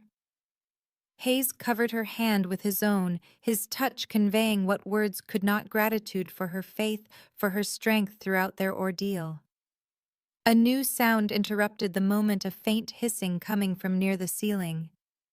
They looked up to see a thin stream of something being pumped through a tiny gap where one of the ancient mortar joints had crumbled. "Smoke!" Freeman identified it immediately. "They're trying to smoke us out." Hayes was on his feet in an instant, searching for the source of the breach. He located it high on the wall, a small crack through which smoke was indeed seeping. "Can we block it?" Maggie asked, covering her mouth as the acrid smell filled the small room. Hayes tried stuffing the crack with fabric torn from his jacket, but the smoke simply found other weak points in the old mortar. Gradually, the air in the strong room grew hazy, making breathing increasingly difficult. "We can't stay in here," Freeman said, finally coughing into his handkerchief. "We'll suffocate." "If we open that door, we'll be walking into Blackwood's guns," Hayes countered. "At least in here we have a chance until help arrives." But as the smoke thickened, that chance seemed increasingly slim. Matthew's condition was deteriorating. His breathing labored from both his wound and the contaminated air. The others weren't faring much better, with even Hayes showing signs of distress, despite his iron constitution. Finally, a new sound penetrated their smoky prison shouts from above, then the unmistakable crack of multiple gunshots. Not isolated exchanges, but a sustained firefight. "What's happening?" Maggie asked, moving to the door's grill to listen. Hayes joined her, his expression cautiously hopeful. "Either the marshals have arrived or—" He was interrupted by a voice calling down the cellar stairs. "Judge Freeman! Caleb Hayes! Are you down there?" It was Eleanor Johnson's voice, strong and commanding even at a distance. "Eleanor," Maggie called back in disbelief. "We're here, in the strong room." Footsteps hurried down the stairs, and moments later, Eleanor appeared accompanied by Marcus Domingo and several other men Maggie recognized from Sarah's Haven. All were armed, and the determined set of their faces suggested they had fought their way to this point. "The hotel staff told us where to find you," Eleanor explained, as Freeman unbolted the strong room door. "We've been tracking you since you left Sarah's Haven. Good thing, too, Blackwood had this place surrounded." They emerged from the strong room, gratefully Hayes supporting Matthew, who was barely conscious. "My son," Hayes explained tersely. "Gunshot wound. Needs a doctor." Eleanor's eyes widened slightly at the word son, but she recovered quickly. "We have a wagon waiting. Dr. Alvarez is with us. He can tend to him once we're clear." "And Blackwood?" Freeman asked as they made their way up the cellar stairs. "Fled when we attacked," Marcus reported. "Took some men and headed west toward the territorial border." "We need to stop him," Hayes said urgently. "If he escapes—" "The marshals will handle it," Freeman assured him. "Our priority now is getting to safety and ensuring the evidence reaches the proper authorities." The hotel lobby was a scene of destruction, overturned furniture, broken glass bullet holes in the walls. But the street outside was now clear of Blackwood's men, with only Eleanor's group and a few curious townspeople visible in the early morning light. A wagon waited as promised, with an elderly Mexican man who introduced himself as Dr. Alvarez, already preparing a space for Matthew. Hayes helped his son into the wagon, his face etched with concern. "He'll be all right," Alvarez assured him after a quick examination. "The bullet missed vital organs. With proper care, he should recover fully." Relief washed over Hayes's features. He clasped the doctor's shoulder in wordless gratitude, then turned to Eleanor. "Thank you," he said simply. "You came just in time." Eleanor nodded, her expression softening. "Couldn't let Sarah's daughter face this alone. Or you, old friend." As they prepared to depart for the safety of Sarah's Haven, a commotion at the end of the street drew their attention. A group of riders approached at speed, uniformed men led by an imposing figure with a U.S. Marshal's badge prominent on his chest. The Marshals, Freeman identified them with evident relief. "Right on time." The lead marshal dismounted as he reached them, touching his hat respectfully to Freeman. "Judge, got your telegram last night. Rode straight through with my men." His gaze swept over the assembled group, lingering on Hayes. "That Caleb Hayes, the fugitive—" "Former fugitive," Freeman corrected firmly, "and key witness in what may be the largest corruption case in territorial history."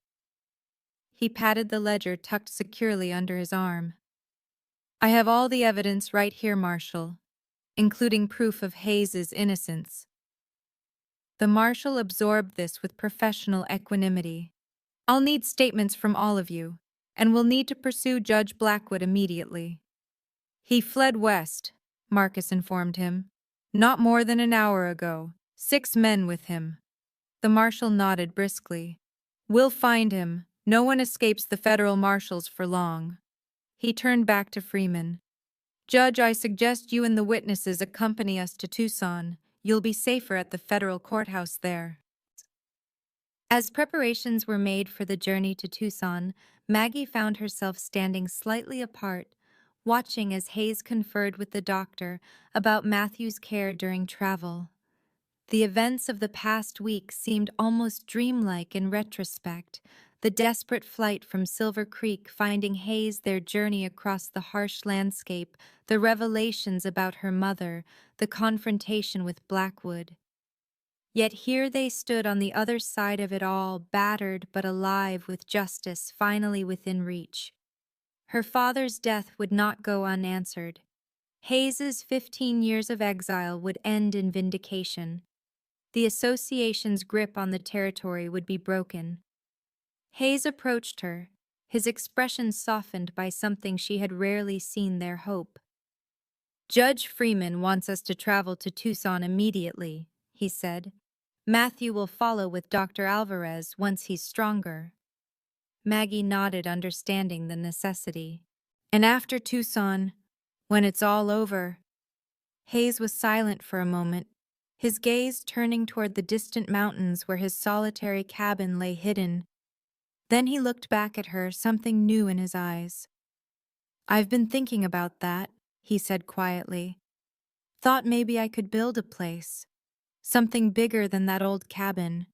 Somewhere between Sarah's Haven and Silver Creek." He hesitated, then added, "Somewhere a doctor might set up practice, or a nurse." The invitation in his words, unspoken but clear, brought warmth to Maggie's cheeks. "I think," she said carefully, "that sounds like a fine idea, a new beginning." Hayes's weathered face softened into a smile, small but genuine, perhaps the first true smile she had seen from him. "A new beginning," he echoed. "I'd like that." As they joined the others preparing for the journey to Tucson, Maggie felt the wooden bird in her pocket, Hayes's carved finch that had brought her hope in her darkest moment. She touched it briefly, a silent acknowledgement of how far they had come and the path that still lay ahead. The man she had expected to kill her had instead become her protector, her friend, perhaps something more. And together they had found not just justice, but the promise of a future neither had dared imagine possible. The desert stretched before them, harsh and beautiful in the morning light, no longer a wilderness to be feared, but a landscape of possibility. And as they rode toward Tucson and the justice that awaited there, Maggie Sullivan knew with certainty that whatever challenges lay ahead, they would face them together. Desert justice had been served, and from its harsh crucible hope had emerged as resilient and unexpected as a desert flower after rain.